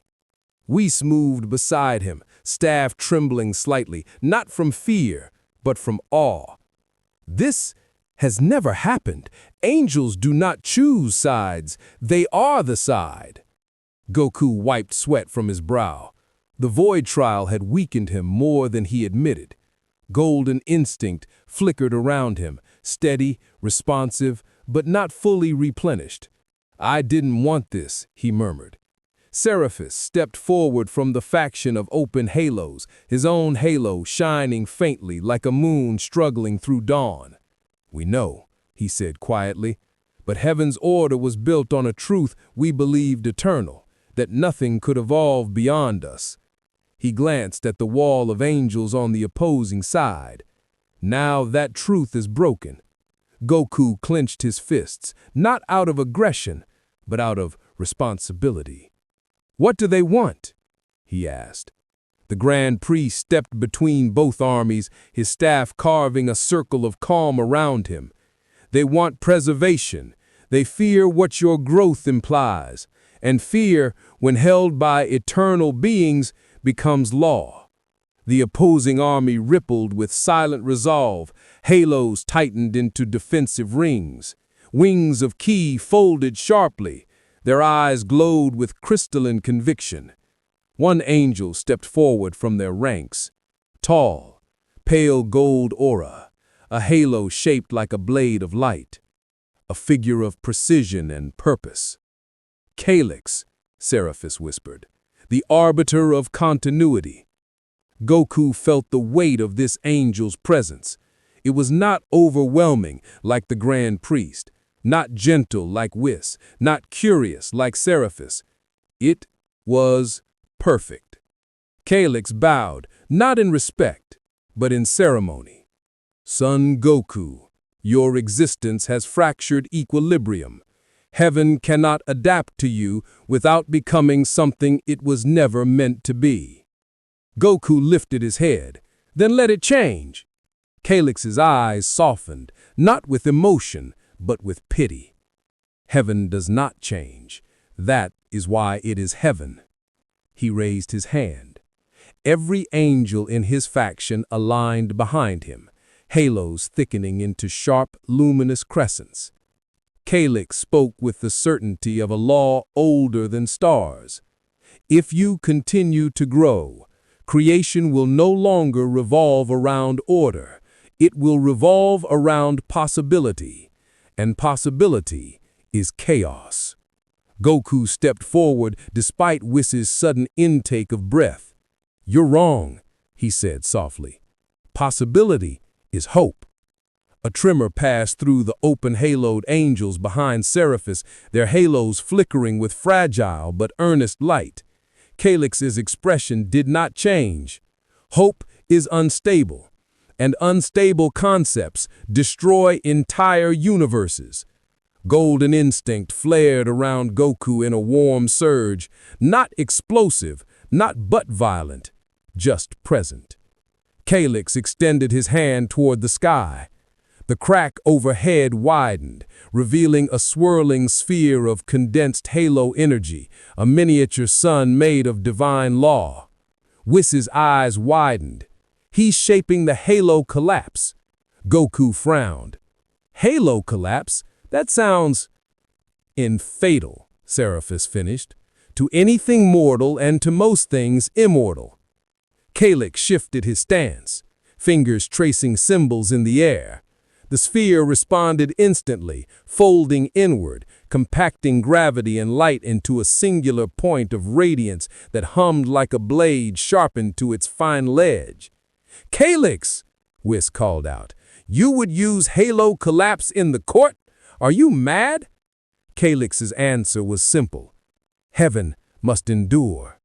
The sphere pulsed, and suddenly 100 angels from Calyx's faction stepped forward in perfect unity, halos fusing into a lattice of glowing geometry.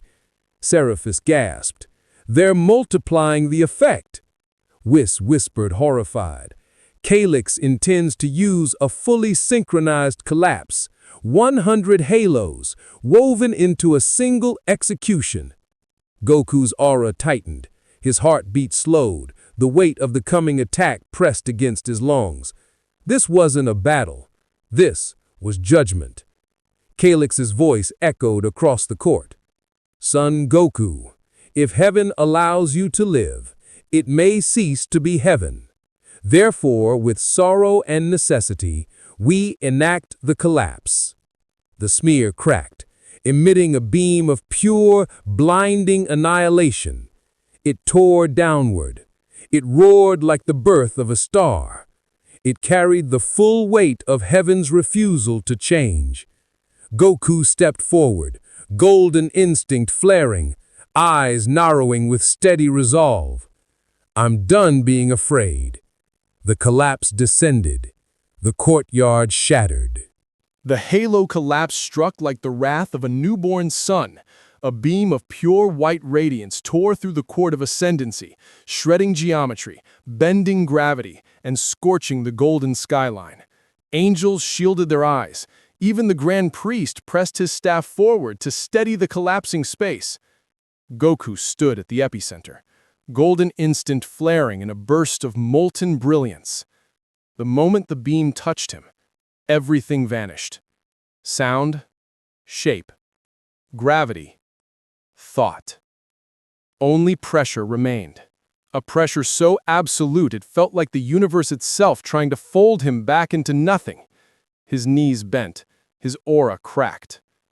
Golden light spilled from his shoulders like burning petals.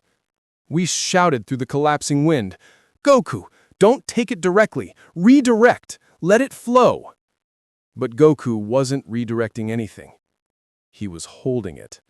Because deep inside the halo collapse, beneath the blinding light, beneath the divine precision, Goku sensed something unexpected. Sadness. Not malice, not zeal, not righteousness. Sadness. Calyx's voice whispered from within the beam, carried by divine resonance alone. "You do not understand, son Goku. Evolution is not evil, but it has no ceiling. Heaven has won. Our purpose is definition. Yours is growth. We cannot coexist." Goku gritted his teeth. "Don't say that anymore!" His aura flared violently, golden currents ripping upward against the white beam. Maybe heaven doesn't have to fall. He took one step forward. And maybe I don't have to stop. Another step. So maybe, he pushed both hands into the heart of the collapse. Maybe we're both wrong. A shockwave burst outward. Light fractured. Halo energy screamed. The angels on Calyx's side braced as their halos flickered in pain, each one directly linked to the collapse. But Goku kept pushing. Golden instinct enveloped his entire body, threads of radiant energy weaving around his arms like flowing script. Whis gasped, "Father, look at his aura!" The Grand Priest's expression tightened. Seraphis whispered, awe softening every syllable. He's not resisting the collapse, he's learning from it. And it was true. Golden instinct was evolving in real time, analyzing the rhythm of the collapse, the symmetry of the fused halos, the precise oscillation of divine force. The beam that should have erased him became a lesson. Goku's ki began to shift. The gold deepened. The edges sharpened. A new undertone flickered within the aura. Not silver, not blue, not red. Something transparent, lucid, still forming. Calyx sensed it instantly. Impossible! Even angelic technique is becoming fuel for you? Goku strained against the beam, voice shaking but clear. It's not fuel, it's understanding. Cracks split the beam. Shock rippled through the 100 angels channeling it. Seraphis stepped backward, stunned. He's destabilizing the collapse! But destabilization wasn't the right word. He was unweaving it, pulling apart the patterns of divine law the way he might loosen a knotted rope. The collapse trembled. The light grew unstable. Calyx's expression finally shifted, a microscopic flicker in his eyes. Concern. He raised his palm. 100 halos, reinforce. The angels poured more energy into the beam. The collapse turned blinding again, thickening with such intensity that the air fractured into invisible blades. Goku slid backward, heels carving lines into the shattered stone. His aura cracked, his skin burned. Blood, glowing gold, ran down his arms. He almost fell. Almost. But then, he remembered the void, the silence, the nothing. The truth he found in the absence of everything. I want to grow. Not for destiny, not for approval, not for power. Because it was his nature. He roared, not in rage, not in defiance, but in clarity. Golden instinct surged, and suddenly, his aura didn't flare higher. It became calmer, cleaner, sharper. The cracks in the collapse widened. Calyx's eyes widened too. He's synchronizing with it. The beam's structure shattered. Light dispersed into 1,000 threads that spiraled upward like torn silk. The collapse, the perfect technique of 100 angels, broke apart in Goku's hands. Silence crashed through the courtyard. Dust drifted in slow spirals. The halo lattice flickered, then dimmed. Goku stood at the center. Chest heaving, arms shaking, aura crackling with new clarity.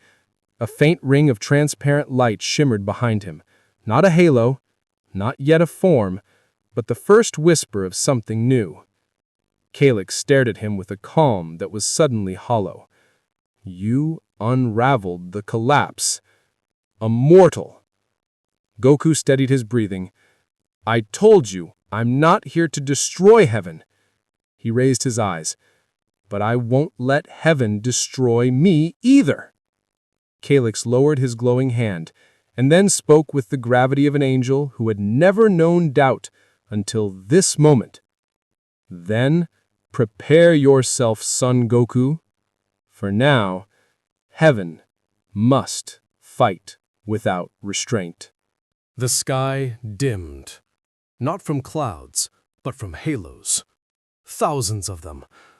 Every angel in Calyx's faction lowered their heads in unison, their halos rotating slowly like wheels of fate, preparing to descend upon a single soul. Light condensed into precise geometric runes above them, forming colossal luminous circles that mirrored constellations across the cosmic dome.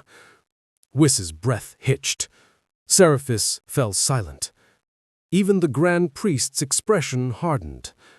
This was no longer a test. This was doctrine. Calyx descended from the shattered air, landing lightly on the ruined stone. His halo sharpened into a thin oval of burning white, a blade of pure divine intent. Goku, the collapse was mercy. This, he raised his hand. The halos behind him ignited, is necessity. A wall of divine energy surged forward, not as a blast, but as a single, unified intention. Erase what destabilizes creation. Goku braced himself, golden instinct rippling like wind through sunlit grass. But the air around him warped before the attack even reached him, bending under the sheer density of the incoming power. "Goku," Whis called out. "Don't block! Move!" Goku dashed aside, but the energy bent mid-air, following him like a homing instinct carved from cosmic law. He skidded along the courtyard tiles, sparks of gold slicing through the air with each step. "They're tracking my ki, and my intention." "That is their nature," Seraphis called out. "Angels don't aim at bodies. They aim at meaning." The attack accelerated. Goku twisted upward, aura bursting. He soared into the fractured sky, diving between two halo beams. But the beams curved instantly, weaving together like threads sewing the air shut. "They're hurting me." He felt it in the way the beams shaped the battlefield, closing exits, denying momentum. The angels were not fighting him. They were regulating him. Calyx floated upward, eyes unblinking. "Your growth is adaptive. So is our containment." The beams closed in. Goku clenched his fists. Golden instinct pulsed. He vanished in a burst of speed, reappearing behind one angel only to find that his fist passed through an afterimage of divine light. Calyx's voice echoed, everywhere at once. "Angels do not present openings." Goku dropped low, skidding across the courtyard. A dozen halos materialized above him, firing down bursts of condensed purpose that cracked the ground like lightning. He leapt, spun, twisted, each movement instinctive, fluid. But the halos outpaced even his new clarity. A beam clipped his shoulder.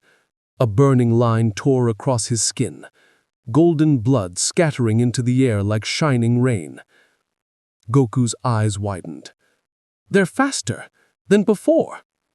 Whis shouted from below, voice tight with dread. "They have unified intention. Their speed is no longer individual. It's collective."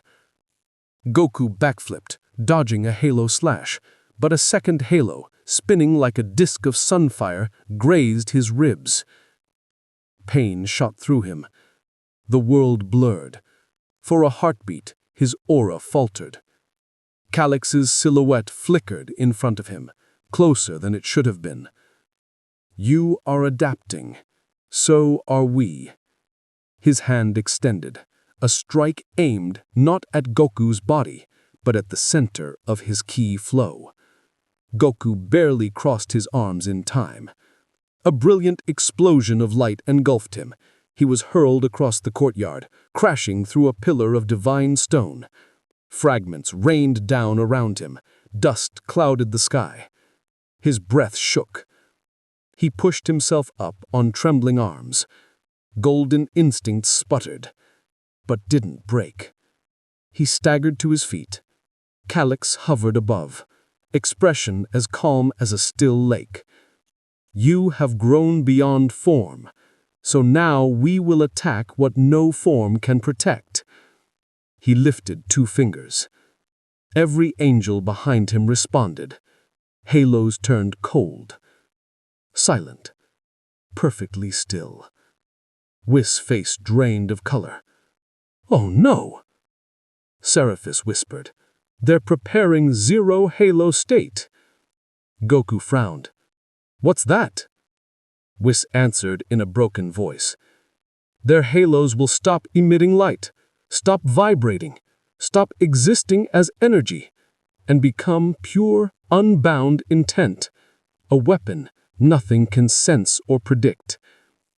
The halos dimmed until they looked like thin outlines of absolute emptiness. Empty light, empty force, empty mercy. Calyx spoke the sentence that sealed the moment. "Goku, you cannot defend what you cannot perceive." And then, every zero halo vanished. Not flew, not fired, not launched. Vanished. Goku's heart froze.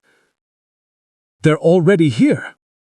A whisper of movement, a shift of air, a needle of presence behind him. He spun. Too late. A zero halo carved a line across his back. Another grazed his leg. Another pierced the air beside his cheek. Invisible attacks, unseeable angles, untraceable intent. Golden instinct flared desperately, trying to read motion, pressure, sound. But there was nothing to read. Calyx's voice echoed through the chaos. "How will you grow when you cannot see the path?" Goku dropped to one knee as a final zero halo sliced through the air behind him, inches from his spine. A whisper of nothingness swept behind him.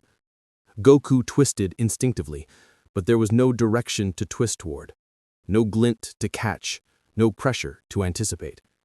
The zero halos were not light, not sound, not matter, not ki. They were pure decision, manifested as razor-thin strokes of absence. Golden instinct strained, sensing every shift of reality, every angle, every vibration, every anomaly, and still found nothing. Another cut grazed his ribs, slicing through even the shimmering membrane of ki around him. Golden blood dripped down his side in luminous arcs. He grit his teeth, exhaling through the pain. "This is insane. How am I supposed to fight something I can't even feel?" Calyx floated above, serene as still water. "Growth without limit is your gift. Perception without flaw is ours." The air behind Goku trembled, not with sound, but with a sudden absence of it. He dodged left, but the zero halo curved impossibly, adjusting mid-non-existence, tracing the arc of his evasion and nearly slicing into his shoulder. Whis flinched. "Goku, they rewrite their trajectory as pure thought. Don't react to movement, react to intention." Goku ducked another cut, rolling across the shattered courtyard. Halos passed around him like invisible scythes, carving lines in the stone that glowed with divine fire.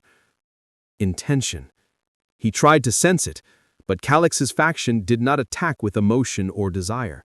Their intent was perfect, unburdened, certain. Even golden instinct couldn't read a mind that held no doubt. The ground beneath Goku cracked, not from impact, but from a zero halo that had cut through it like paper. Light bled from the wound in space. He vaulted upward, breathing heavily. A zero halo followed. Another. A third. They converged. Goku disappeared in a burst of golden speed, reappearing behind a floating fragment of broken architecture. But the halos didn't care about obstacles. They passed straight through matter. Goku felt one skim past his cheek, leaving a thin, agonizing line. The cut didn't bleed. It glowed, as if the wound were denying reality. He sucked in a breath. This isn't working. Another halo phased into the air beside him. Goku twisted. The halo grazed his neck. A warm line of golden blood dripped downward. Whis shouted, "Goku, you have to find a new rhythm. Golden instinct must adapt faster." Calyx raised a hand. The zero halos froze mid-air. Every angel shifted their stance. Their halos, empty rings of nothing, flashed once, like the blink of a dead star. Seraphis's voice trembled. They're preparing the second pattern. Goku, that's fatal. Even angelic bodies can't endure more than a few seconds of it. Goku wiped blood from his jaw, staring up at Calyx. You really think this is the only way? Calyx's gaze was mournful. It is not the only way, but it is the way that preserves heaven. He lowered his hand. Zero halo, second pattern. The halos vanished, completely gone, without trace, not in the air, not in the aura, not in the fabric of existence. Goku felt nothing, not even danger. A cold dread knotted in his stomach. This is bad. Whis pressed a hand over his mouth. Oh dear, they have erased their own presence. They will strike before reality even knows it. The courtyard went still. Air stopped moving. Light stopped bending. For an instant, even time hesitated. Golden instinct flickered behind Goku's eyes, struggling, reaching, searching for anything to latch onto. His pupils narrowed, scanning the empty horizon. Nothing. He exhaled slowly. The breath trembled. All right. If I can't sense them. He closed his eyes. I'll sense myself. He let go of the outward search. Let go of scanning. Let go of predicting. Instead, he listened inward, to the pulse of his own ki, to the breath threading through his lungs, to the tension in his shoulders, to the hair-thin shifts in his balance, to the rhythm of his heartbeat drifting through the silence. Golden instinct dimmed, not weakening, but focusing. A zero halo materialized behind him. He didn't see it. He didn't feel it. But the faintest change whispered through his heartbeat. A single beat, half a breath quicker, pulsing in warning. Goku twisted. The zero halo missed his spine by a millimeter. Another hovered above. He ducked, just before it sliced the air where his head had been. Another aimed for his leg. He pivoted, the blade of non-existence slipping past his shin. Whis' eyes widened. He's reading himself. Every change in his body creates an echo he can follow. Seraphis whispered. He's turning into a living sensor. Calyx watched from above, expression unreadable. Goku exhaled slowly. The faintest smile touched his lips. I can't find you. He stepped forward. But I can find where I shouldn't be. The zero halo swarmed, silent and lethal, but Goku's movements were fluid now, guided by inner rhythm rather than outer perception. He slipped between unseen blades. He turned before an attack existed. He ducked beneath a cut that reality had not yet made room for. Golden instinct glowed, not bright, but precise. Calyx lowered his hand, halo flickering in shock. He adapted to the second pattern. Goku stood tall, golden light humming around him. Yeah, he said softly. You're not the only ones who change. The halos gathered for another strike, and golden instinct evolved again. For a heartbeat, nothing moved. Not the angels, not the shattered geometry underfoot, not even the halos themselves. The court of ascendance hung in suspension, as if heaven were waiting to see whether a mortal truly had the audacity to grow again, in the very face of its perfect formless weapons. Goku exhaled. Golden instinct settled around him not like fire, not like lightning, but like breath. Quiet, measured, unfolding in layers too delicate to be seen, too intricate to name. The air pulsed, and the zero halos vanished, completely. Calyx whispered, "Third pattern." His voice was soft, almost reverent, almost afraid. The angels lowered their heads. Their halos flickered once, not with brightness, but with absence.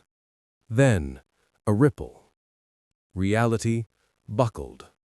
The halos reappeared in perfect silence, already inside Goku's guard. One aimed for his throat, another for his heart, two more for the joints of his knees. A fifth hovered behind his head, positioned to sever thought before it became decision.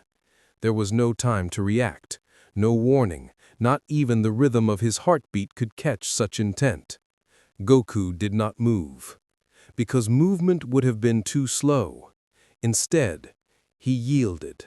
His ki softened, not shielding, not resisting, but opening, like water parting around a blade. The first halo slid toward his neck and passed through a thin veil of ki that shifted at the moment of contact, bending its trajectory by a fraction of a breath. The halo missed. The second aimed for his heart, but his chest expanded with a quiet breath, and the halo skimmed past the invisible margin created by the movement of his ribs. The remaining halos struck simultaneously, but Goku flowed like water, each motion impossibly soft, like he was accepting the shape of the attack instead of fighting it. Whis gasped aloud, "Oh my, he's learning beyond Ultra Instinct." Seraphis whispered, voice trembling with awe, "He's adapting to angelic intent by undefining his own." Calyx stared down, his expression finally cracking. Impossible. He is nullifying perfect aim. Goku stood among the halos, gliding, turning, bowing his head, each movement a conversation with the forces that sought to end him. He wasn't reading attacks. He wasn't predicting angles. He was letting go of any fixed intention, and in doing so, the halos lost the one thing they needed: a target. Golden instinct shimmered around him like dew on glass. The halos tried again, faster, sharper, more precise, but every strike slid past him as if the universe had misplaced his location. Goku whispered, "It's like fighting air." He shifted, stepping lightly across the broken tiles. "But I'm the air." Calyx raised both hands, the angels followed, and all zero halos synchronized, their emptiness aligning into one perfect field of annihilation. Whis stepped forward in horror. No, that configuration is lethal even to angels." The halos compressed into a single sphere of nothing, a void, a wound in space. Calyx spoke softly, "Son Goku, we will give you a perfect erasure, a death without pain." The sphere dropped. Goku inhaled and stepped into the sphere. Whis screamed, Seraphis staggered back, the Grand Priest's staff shook. The sphere swallowed him whole, a perfect absence collapsing inward. Silence. A silence so deep the angels themselves trembled. For one long terrible moment, heaven believed Goku was gone. Them. Light. A small glimmer, faint as a firefly in winter, appeared inside the sphere. It wavered, struggled, flickered. Then grew. Bright enough to crack the sphere's perfect emptiness, bright enough to make even the halos recoil. Calyx stepped backwards, eyes widening. "No, how?" The sphere shattered, and Goku stepped out. His aura was calm, quiet, translucent gold, with faint strands of clear, nearly invisible light drifting through it like threads of dawn. Golden instinct had not ascended, it had clarified. Goku opened his eyes. There was no fire in them, no rage, no fear, just resolve. "I won't disappear," he said softly, "and I won't make heaven disappear either." The angel army murmured, in wonder, in doubt, in something dangerously close to faith. Calyx lowered his hand, stunned. "You overcame zero halo state, all patterns." Goku nodded. "I didn't beat it." He placed a hand over his heart. "I understood what it needed me to be." The Grand Priest stepped forward. His voice was quiet, heavy, ancient. "Son Goku, you have reached the threshold." The courtyard stilled. Whis held his breath. Calyx bowed his head in resignation. Seraphis closed his eyes, whispering a silent prayer. The Grand Priest raised his staff. Chapter 4 ends. He pointed toward the sky, and now the gates of the final truth open. The heavens split, revealing a radiance older than the angels themselves. Golden instinct pulsed once. Steady. Ready. The war against heaven now demands its last answer. He lowered his staff, and the final trial began. The sky did not simply open. It peeled. Layers of celestial fabric pulled apart like ancient books, revealing a radiance so old, so foundational, that even the angels lowered their heads in instinctive reverence. The crack expanded until the court of ascendance seemed to hover beneath a great golden wound, an aperture through which creation itself watched. Goku's breath caught in his throat. What is that? Whis stepped beside him, voice trembling with awe. The prime sky, the place where even time bows. Father has not opened it since, before angels existed. Seraphis whispered, the source of divine intention. The Grand Priest stood beneath the aperture, bathed in its impossible glow. His staff hummed like a tuning fork struck by fate itself. Son Goku, you have reached the point where power is not the question. Destiny is. Goku steadied himself. Golden instinct fluttered around him in quiet pulses, as if preparing to listen rather than fight. Calyx hovered nearby, silent, shaken. His halo dimmed from the battle, his eyes shadowed by a truth he refused to accept. The Grand Priest lifted his hand. Ripples of light spread across the court. Every angel, those who stood with Goku and those who stood against him, fell into perfect stillness, their halos aligning like a constellation of frozen moons. Before the final trial, the Grand Priest said, "Heaven must reveal what we are."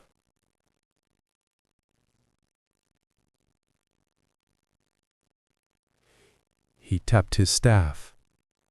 The prime sky shuddered, and the court fell away. Goku gasped as the world vanished beneath his feet. For a moment he floated in nothing. Then something vast, ancient, luminous unfolded around him. A realm of pure concept. Light shaped like ideas, sound shaped like memory, space shaped like purpose. Goku hovered over an endless ocean of golden waves, each wave a symbol representing a story, a world, a possibility. Some flashed brightly, others flickered. Some were dark, extinguished. The Grand Priest spoke without turning. This is the origin field, the place where creation negotiates its structure, where angels are born, where laws are written. Goku stared down into the shifting sea. He saw universes rising like bubbles of light, and universes collapsing in quiet ripples. He saw life blooming, life ending, world beginning, worlds fading. He felt humbled. "This is where you came from?" he asked quietly. The Grand Priest nodded. "And if heaven falls," Calyx said softly behind him, "this place becomes chaos." Goku frowned. Chaos or freedom? Calyx flinched. The Grand Priest raised his staff again, and the golden sea parted. A pathway of light stretched out before Goku, leading upward into the endless radiance of the prime sky. Goku felt his heartbeat quicken. What's up there? The Grand Priest's voice grew hushed, almost reverent. The truth that governs all things.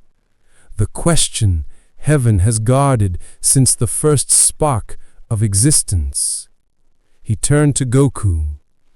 You stand at the threshold, not because you are strong, but because you have become inevitable.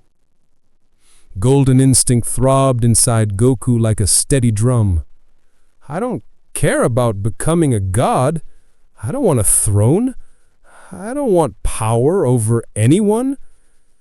The Grand Priest's eyes softened. I know. Goku looked toward the prime sky. The glow was so vast it felt like standing before eternity itself. So why bring me here? The Grand Priest leaned on his staff, the weight of ages in every breath.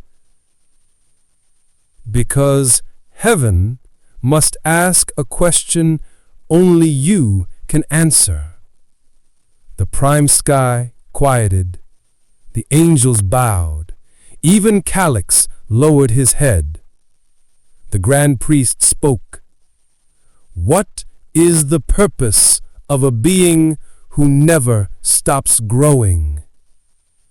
The prime sky responded, a low cosmic hum vibrating through Goku's bones. Goku swallowed. The answer was not simple. It wasn't even clear, but he felt it stirring inside him like a whisper before memory. He looked at his hand, at the faint aura pulsing beneath his skin, at the quiet resolve that had carried him this far.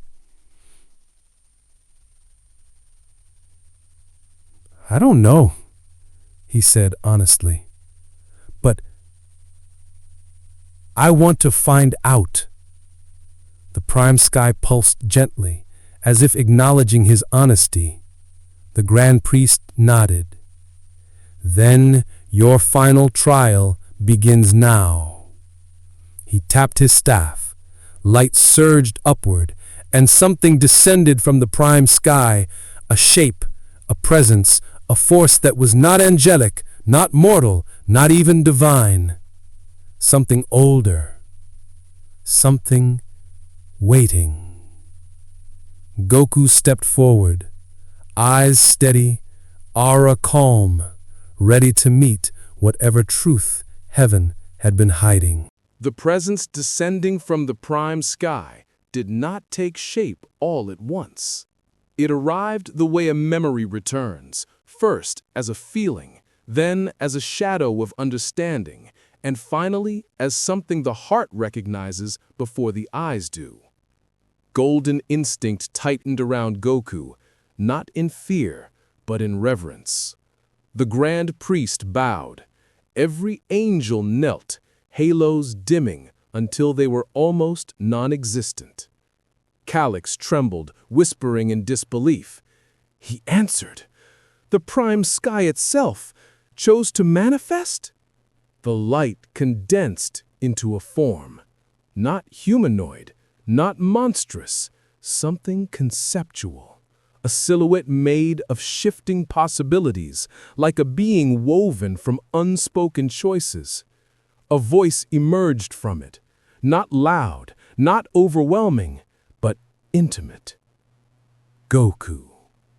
The sound rippled across the golden sea, warm and ancient, as if the universe had spoken his name at the moment of his birth, and now repeated it. Goku's chest tightened. He stepped forward, unable to look away. What are you? The presence pulsed gently, as though it smiled without features. I am the echo of origin, the first will that chose for there to be something instead of nothing. The angels bowed deeper. We call him the first intention, the Grand Priest murmured, Not a god, not a creator, the spark that made creation possible. The echo drifted closer. Reality thinned around it, unable to fully contain its existence. Goku felt his heartbeat slow until each pulse stretched across eternity. "You have grown," the echo said, "faster than any being should, freer than any being was allowed." Golden instinct trembled, almost shy beneath the ancient scrutiny. Goku swallowed. I didn't mean to break rules. I just wanted to keep going, to protect everyone, to see how far I could push myself." The echo's glow flared faintly. "That desire is why you stand here." The golden sea quieted, its waves flattening into a mirror of absolute stillness.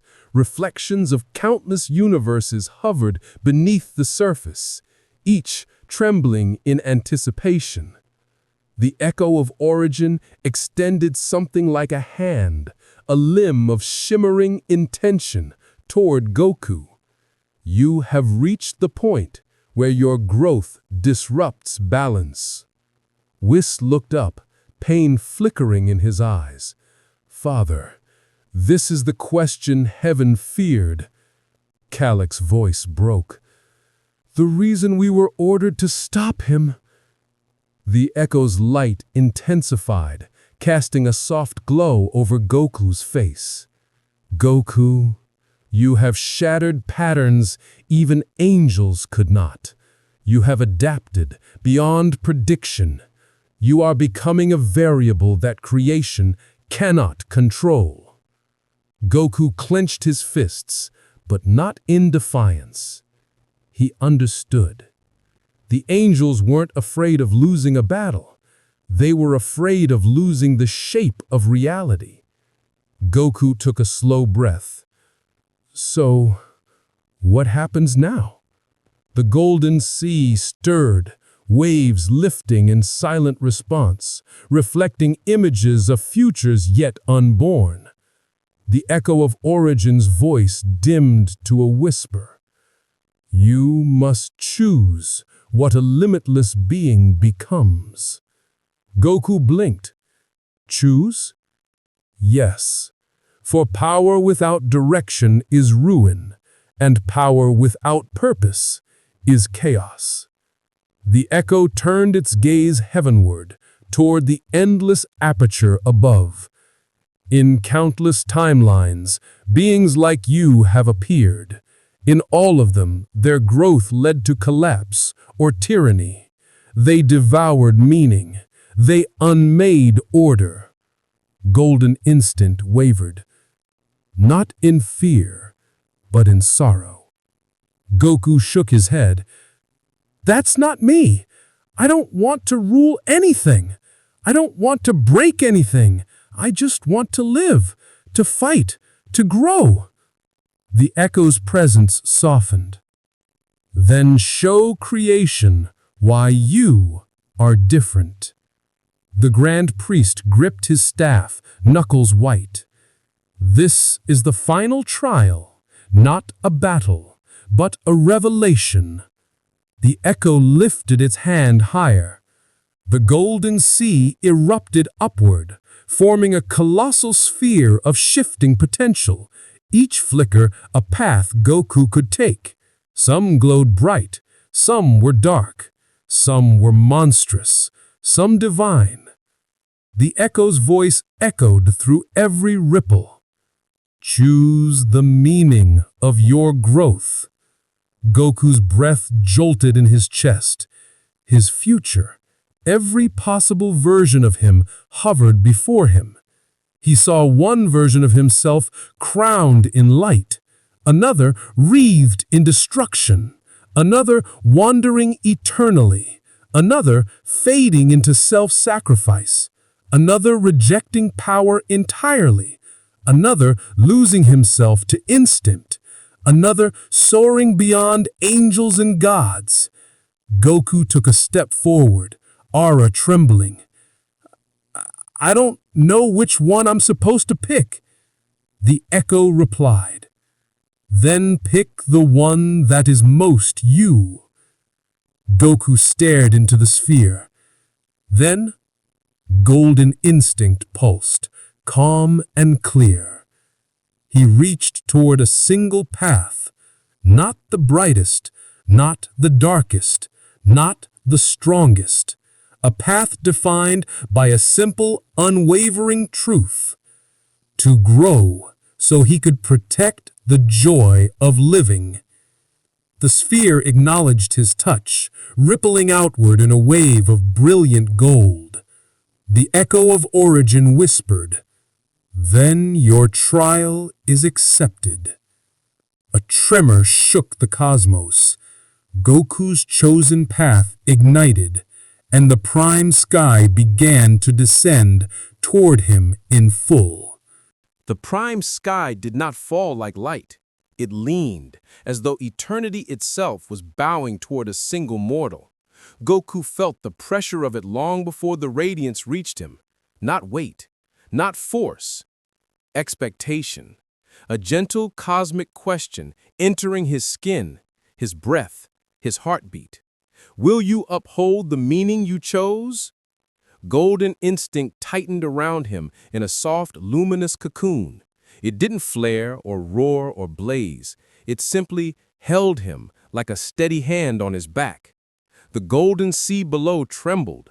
Every angel raised their eyes, breath caught between awe and terror. Calyx whispered, "He's actually accepting the prime descent. No being has ever done that." Whis pressed his hand to his chest, wonder flooding his expression.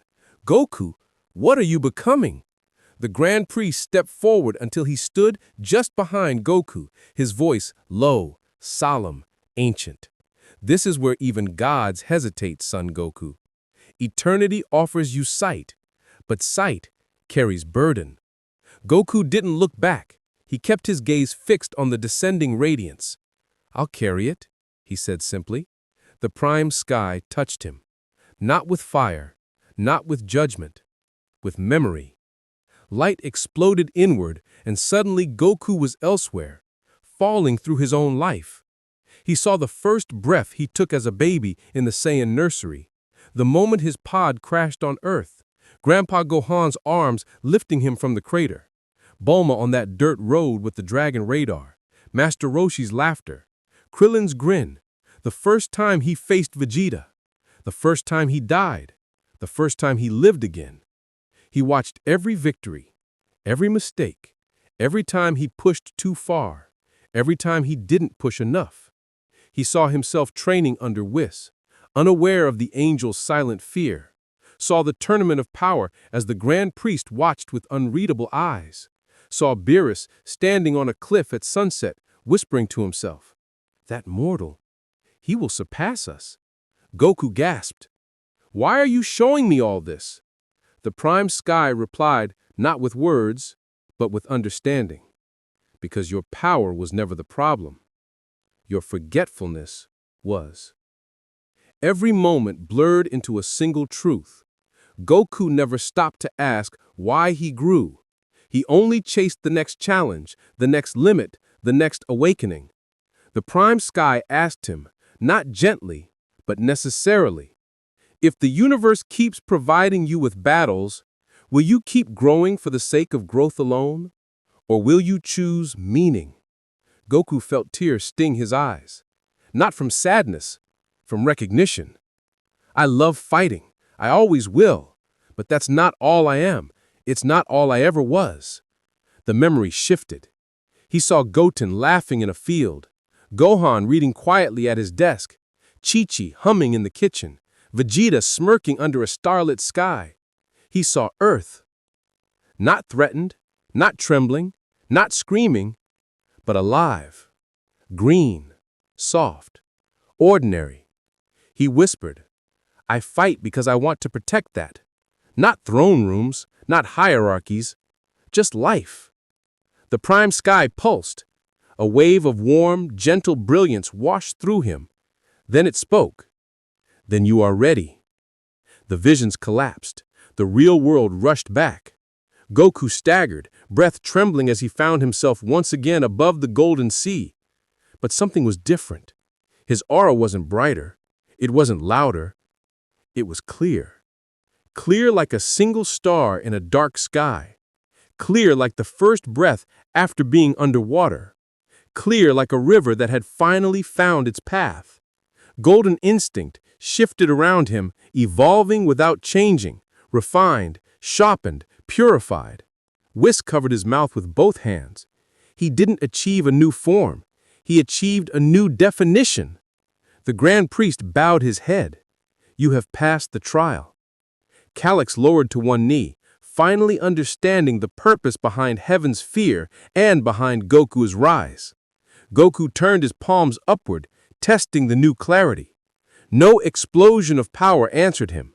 No sudden spike. No dramatic surge. Just harmony. Quiet, steady harmony. He exhaled.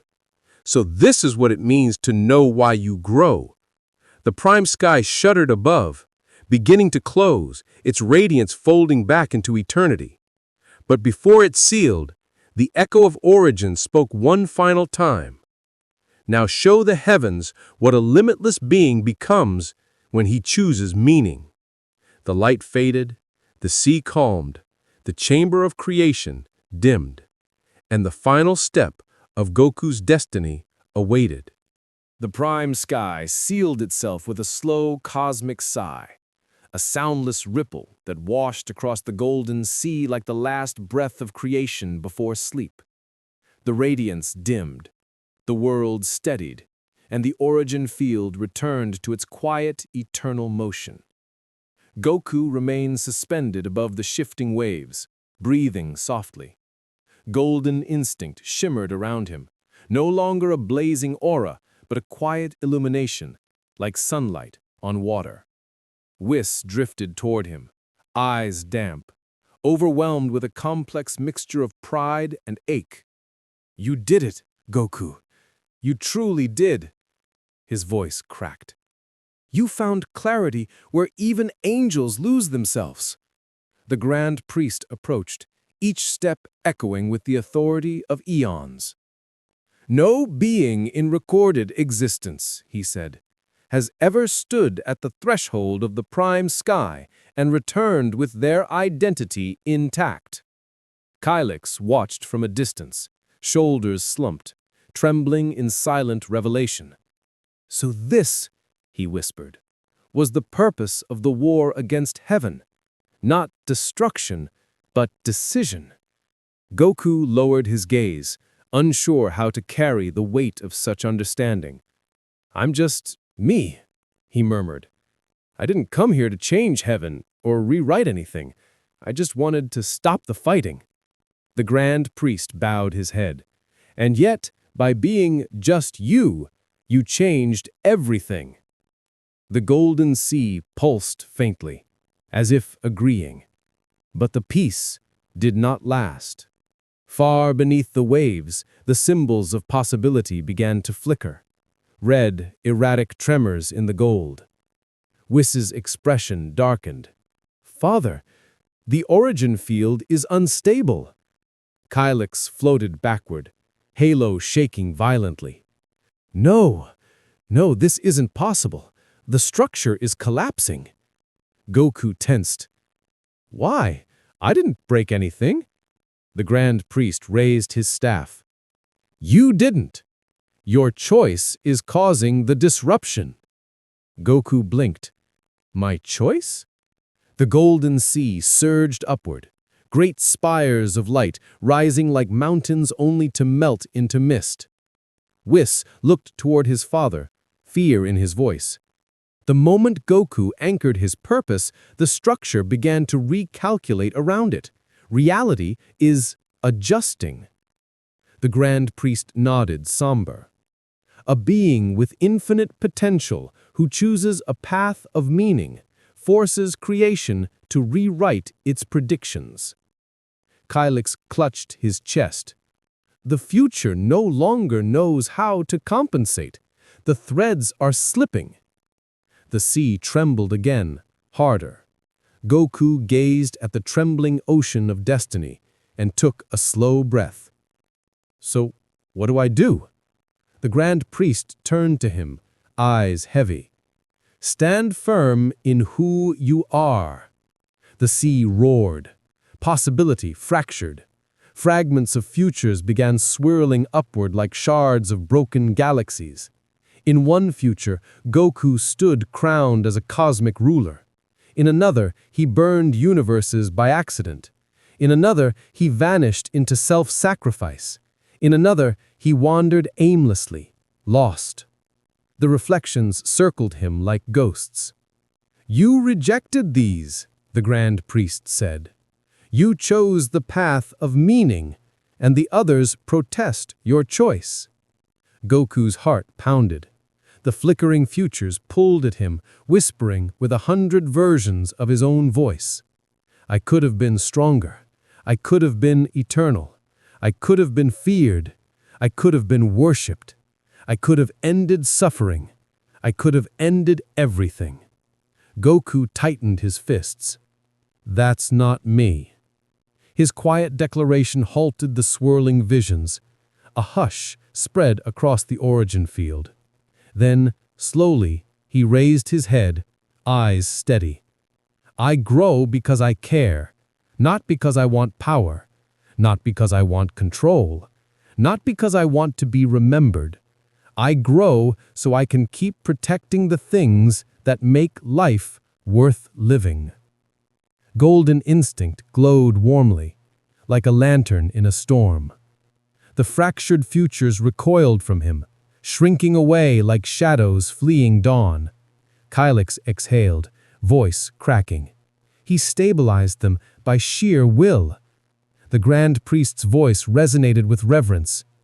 No, he stabilized himself. The golden sea calmed, but it did not return to its previous stillness. Instead, it began to rise gently, forming a platform before Goku's feet. The Grand Priest lifted his staff. "Goku, one step remains." Goku blinked. "There's more?" "A final question, a final truth, a final offering." He pointed toward the rising platform. "Step forward, and the origin field will reveal your place in the cosmos." Whis shook his head in disbelief. "Goku, this is the question even gods are afraid to answer." Goku looked at the platform. It radiated softly, like dawn waiting for someone brave enough to accept its warmth. He smiled gently. "Well, guess I'll have to answer anyway, right?" He stepped forward. The golden platform rose beneath Goku's feet, carrying him higher and higher above the origin field, until the shimmering sea of potential lay far below, an ocean of futures waiting to be rewritten. Whis floated behind him, silent, hands clasped near his chest. Kylix hovered lower, trembling with the fragile humility of one who has witnessed something that unmade his entire world. The Grand Priest alone stood calm, staff lowered, eyes solemn. Goku stepped to the center of the platform. It pulsed once beneath him, a soft light, a quiet breath. Then the prime sky, now sealed but still watchful, sent one final thread of radiance downward. It spiraled around him in a slow, reverent dance, tracing the outline of his form as if memorizing him. The Grand Priest raised his staff. "Son Goku," he said, "this last question determines whether heaven once feared you, whether heaven will now follow you." Goku blinked. "Follow me? Why would anyone do that?" The angels exchanged glances. Kylix bowed his head. Whis let out a shaky laugh. Even the Grand Priest allowed himself a quiet exhale. "Because," he said, "the meaning you chose was not dominance, but harmony. Not authority, but compassion. Not immortality, but presence." Light gathered over Goku's heart. The prime sky spoke its final question. "What will you do when your growth reaches a point where no more battles remain?" Goku froze. The angels leaned forward, breath held. Whis whispered, Goku, answer carefully. Goku looked down at his hands. Fists that had shattered mountains, hands that had saved universes, palms that had held joy and violence with the same sincerity. He tried to imagine a life without limits to climb, without ceilings to break, without enemies to face. A life beyond the thrill of the next challenge.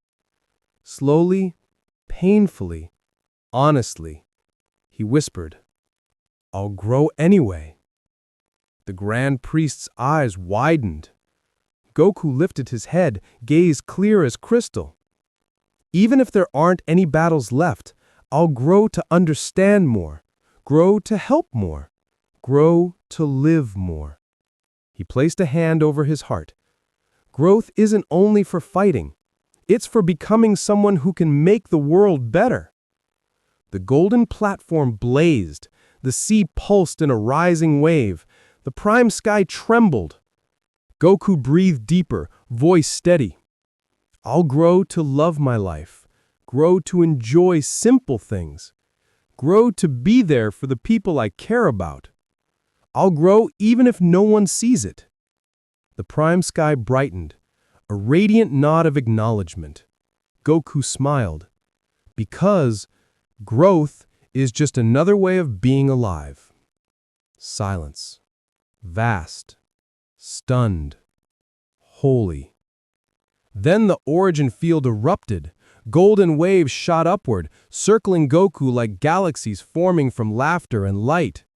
The angels steadied themselves. Calyx shielded his face. Whis burst into quiet tears. The Grand Priest bowed. Not politely, not ceremonially. He bowed as an equal bows to someone whose existence changes the world. When he lifted his head, his voice shook. "You have answered heaven's final question, and heaven accepts." The waves merged into a single column of soft radiance, flowing directly into Goku's chest. It was pure recognition, not power, not transformation, but understanding. The universe acknowledging him, the prime sky accepting him, the angels witnessing him, the origin field embracing him. Goku gasped as the radiance settled. Golden instinct pulsed once, not brighter, not stronger, but truer. The Grand Priest lowered his staff. "The war against heaven is over." Calyx approached slowly, trembling. He knelt. "Goku," he whispered, "I feared you because I didn't understand you. But now, I see that your growth is not a threat. It's a reminder." Goku blinked. Reminder of what? Calyx lifted his gaze, eyes shining. That even beings with limitless potential can choose kindness. Whis' voice cracked as he drifted closer. "Goku, you didn't just survive this war. You transformed it." Goku scratched the back of his head. "I didn't do anything special. I just told the truth." And that is why heaven listened. The golden platform began to descend, carrying Goku back toward the sea, back toward the angels, back toward the world that had feared him, yet now looked at him with a quiet, reverent hope. As he neared the court of ascendance, the halos that once aimed to erase him glowed softly, gently, like candles in a dark room greeting dawn. The angel army stepped aside, not in submission, not in fear, in welcome. The Grand Priest raised his staff one final time. "Let it be recorded that Son Goku stood before the prime sky and shows growth not for power, but for meaning. Let heaven remember the mortal who showed us what potential looks like when it loves." Goku exhaled gently. The court shimmered, the origin field quieted, the prime sky sealed. Whis placed a hand on Goku's shoulder. "Ready to go home?" Goku smiled softly. "Yeah, but I'll never forget this place." Calyx stepped forward, offering his hand.